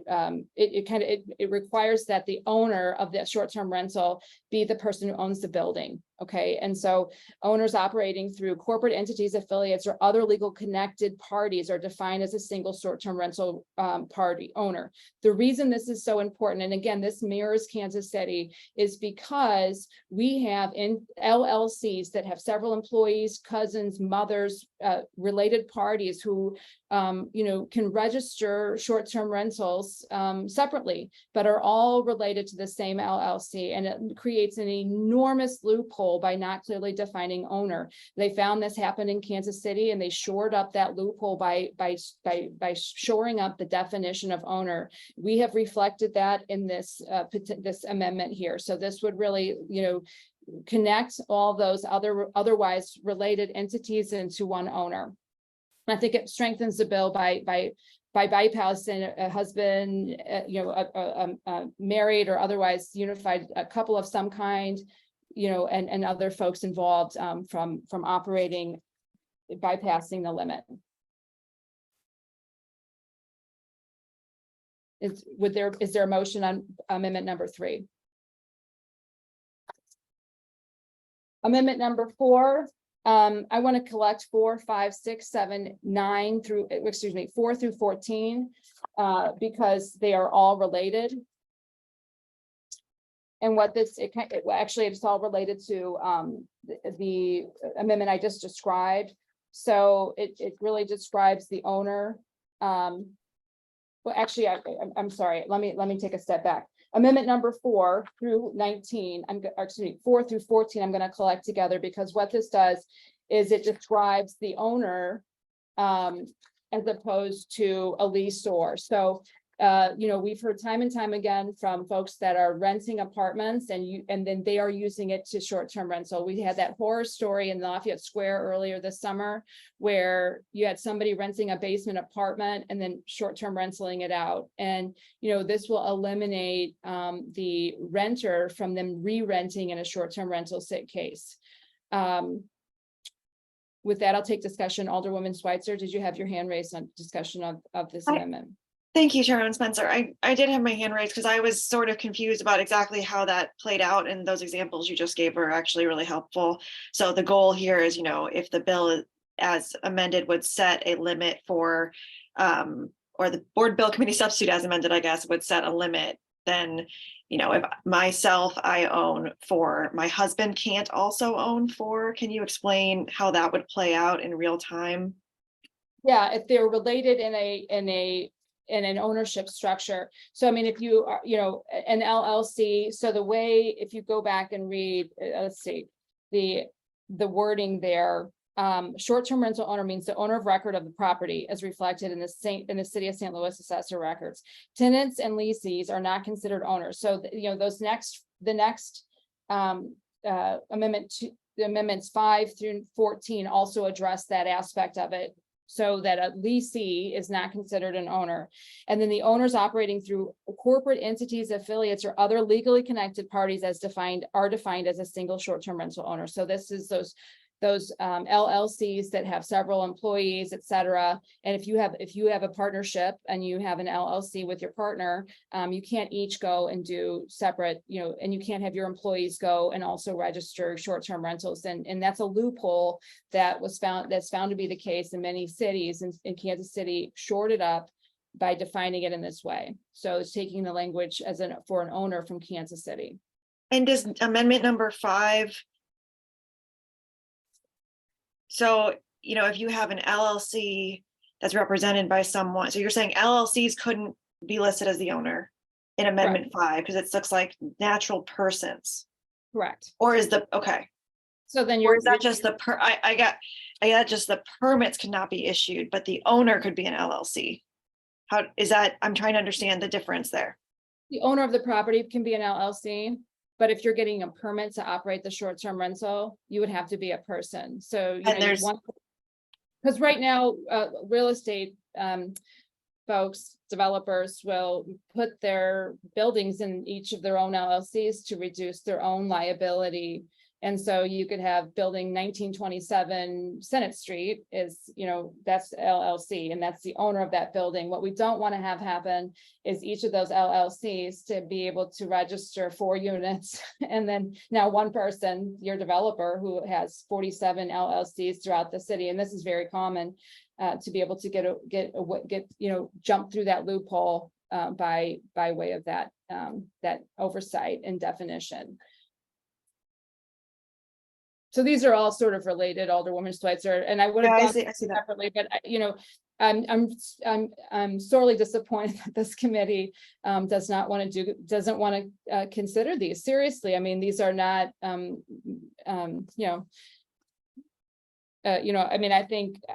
think the way to do this would be, we had the committee sub, we heard from the public, and then we take some comments and we consider changes to the bill as we told the public we would, but yeah. Here we are.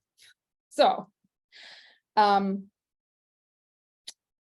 Amendment 6, the owner is Amendment number 7, it's striking out those words, tenant and leasee, so that we're eliminating the double leasing or the sort of stacked leasing to these things, which has been really, really, really problematic, particularly downtown, where you have folks renting out condos and things like that, and then subleasing it out through Airbnb. That's where a lot of the parties and the bad, the bad actors are coming in. So this eliminates that.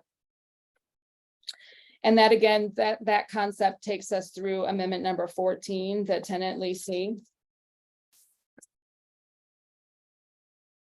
Amendment number 15.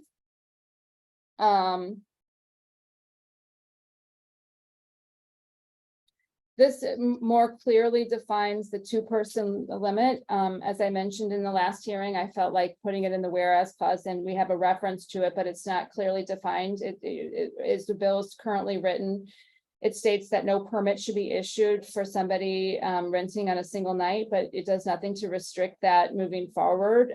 So I think it really just kind of strengthens that piece. It also puts in some of the limits that were described by several members presenting from the public today. So a limit of 12.5% of all units in a multifamily house. This mirrors exactly the Kansas City bill, which passed earlier this summer and went into effect on Monday. It also more clearly defines the occupancy. So as the Kansas City bill, as our bill right now exists, I mentioned this in the last hearing, so this again is not a new concept, but as our bill exists, the occupancy load is the number of people allowed in the building is based on the occupancy of the building. So if you have an unusual building, like one of the folks presenting today said she had, with two bedrooms and a really large common area, your occupancy could be 20 people. There are houses in Compton Heights that have up to 20 occupancy. Where are those people going to park? How are they going to fold into the neighborhood? That's a big occupancy load. So what Kansas City did is limit by the number of bedrooms, and they put a cap of 8. So I'm getting ahead of myself here because I'm sorry, that's the next amendment. But what amendment number 15 does is simply more clearly define it put in the cap of 12.5% of multifamily units. We've to eliminate some of the issues that we're seeing downtown where you have ghost hotels and folks like the Mike McKenna, who's the only resident left in her building. Amendment number 16.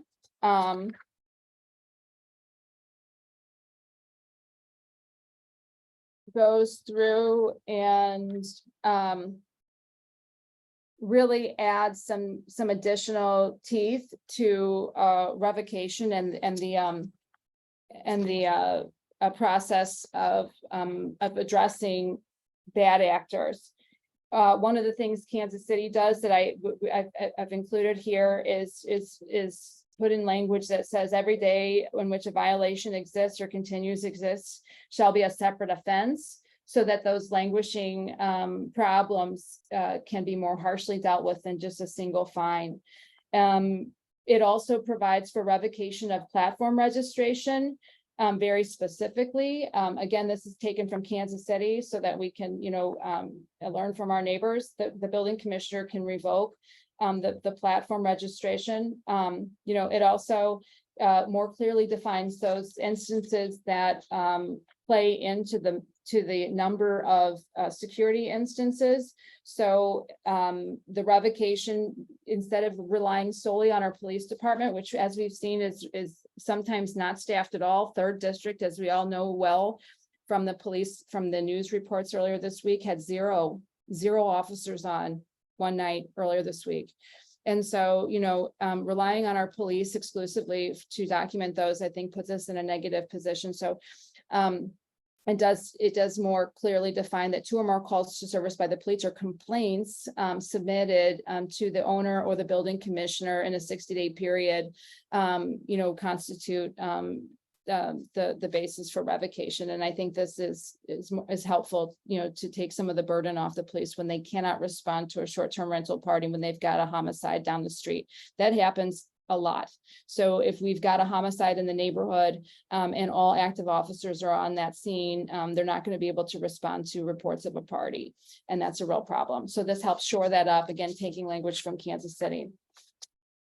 Amendment number 17.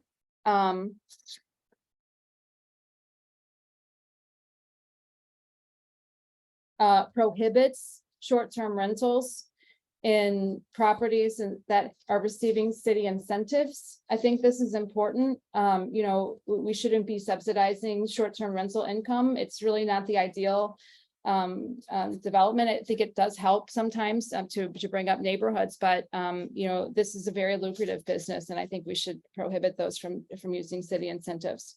Amendment number 18, you know, I talked a little bit how, you know, we do have an affordable housing issue in our city, and taking properties, especially multifamily units offline for the use of short-term rentals reduces the housing availability, especially affordable housing availability in our city, and artificially inflates rental prices. And, you know, requiring that we're not taking any property that is under the housing authority or city agency for low-income housing, and further reducing that availability, I think would be really, really important to our city. I've gotten several complaints of that. You know, there's a couple bad apples taking advantage of that, but we should certainly not be issuing permits for units that should be set aside specifically for folks that are low to moderate income. Amendment number 19.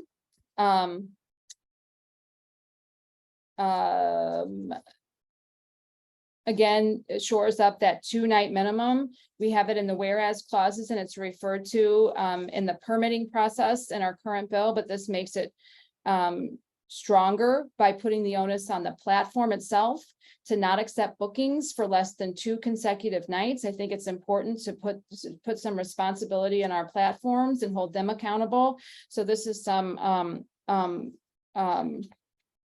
platform accountability that I think is sorely needed in the bill.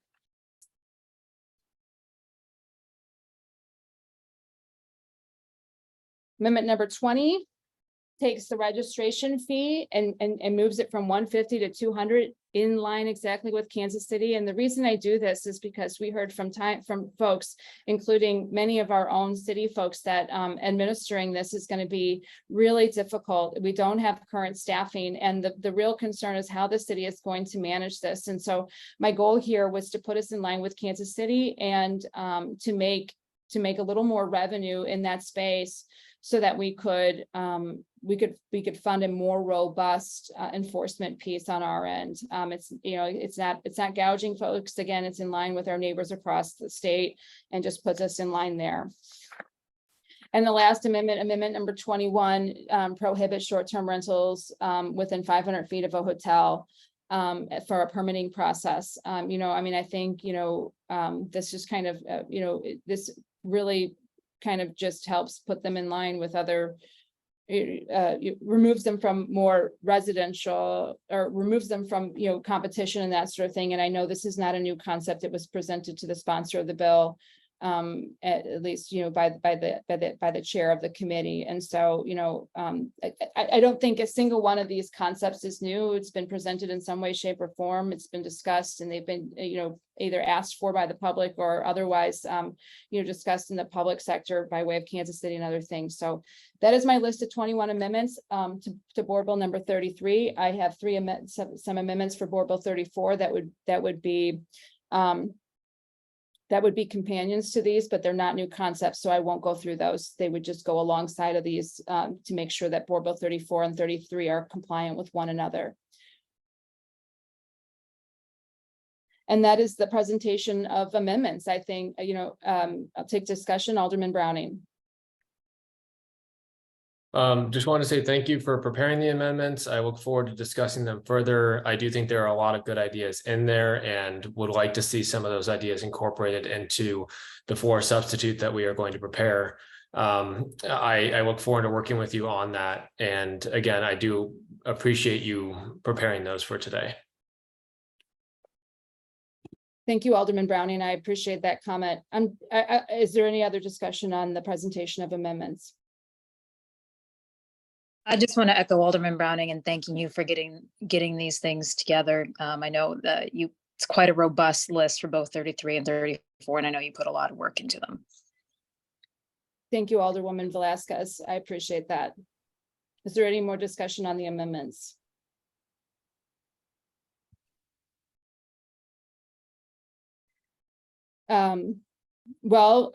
Expressing again my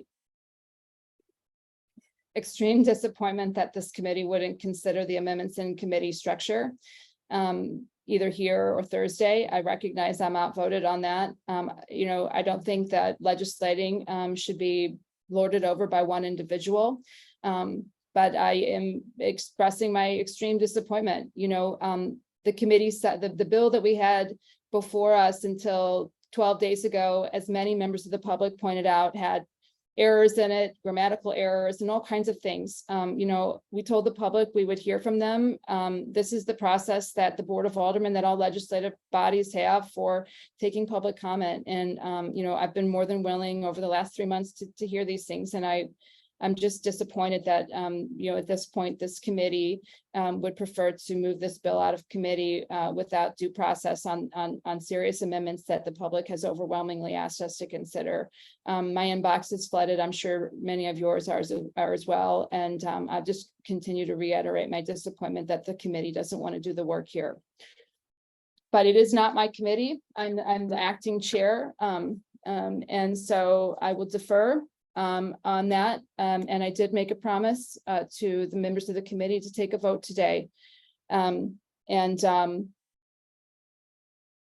I will do that with extreme reluctance and great disappointment.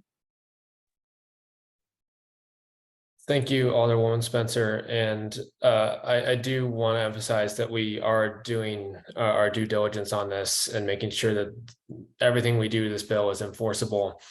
And it will pass muster in court. So with that, I move to pass this out of committee with a due pass. I move to pass Board Bill 33 committee substitute out of committee with a due pass recommendation. Second. Madam Clerk, please call the roll. Alderman Ryan. Aye. Alderwoman Velasquez. Aye. Alderman Browning. Aye.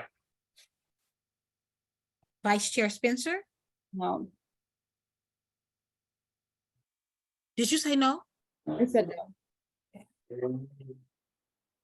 We have 3 aye votes and 1 no.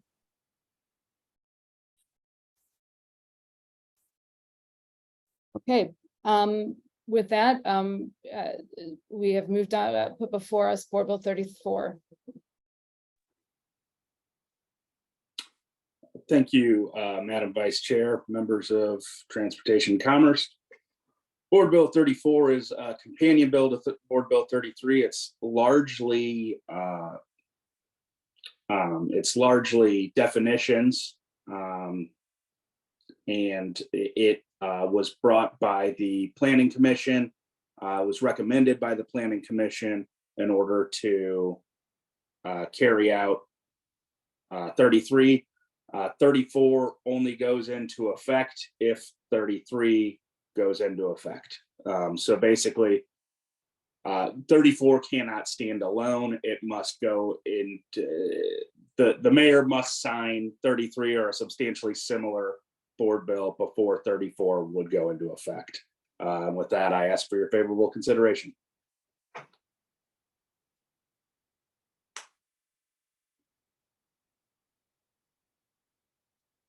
Is there a motion on Board Bill 34?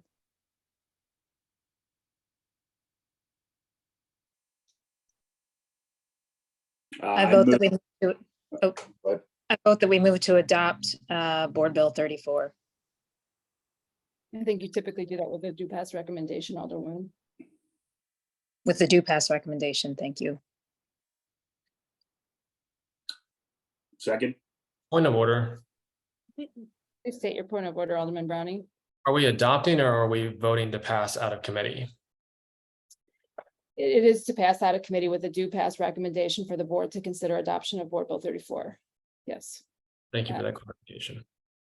I mean, I assume that's what the Alderwoman from the Essex was. Yes, that was yes. I am moving to adopt it with the due pass take a vote on it with the due pass recommendation. We don't adopt it here. We're simply passing it out of committee with a due pass recommendation to the floor. Passing it out of committee to the full with the due pass recommendation. Did you want to second that, Alderman Browning? Second. Madam Clerk, please call the roll. Alderman Ryan, aye. Alderwoman Velazquez, Aye. Alderman Browning, Aye. Vice Chair Spencer. No. We have 3 aye votes and 1 no. Thank you, Madam Clerk. Okay, so that is completed. I really do hope that we consider these changes in amendment form. I will respectfully request that the sponsor not incorporate these into the committee sub. We think I think personally that they need to be considered separately. I think throwing them all together into one big committee sub is problematic for a lot of different reasons. I think each one stands on its own. I'd be happy to combine 4 through 14 for the purposes of one amendment, but consideration of these are separate. Many of these are separate considerations and separate issues and need to be handled as such.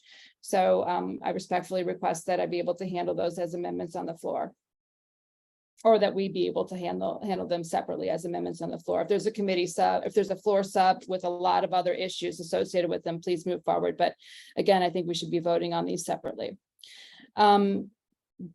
Because if somebody doesn't want one aspect of the set of changes, that it could throw out the whole thing. So with that, Madam Clerk, who has been a star through our whole hearing and keeping us in line, we're so grateful. I lost track of my agenda. I don't believe we have any other agenda items today. We do not. With that, I'll take a motion to adjourn and have some lunch. Move to adjourn. Thank you. Second. With that, the Transportation and Commerce Committee is adjourned. Thank you all.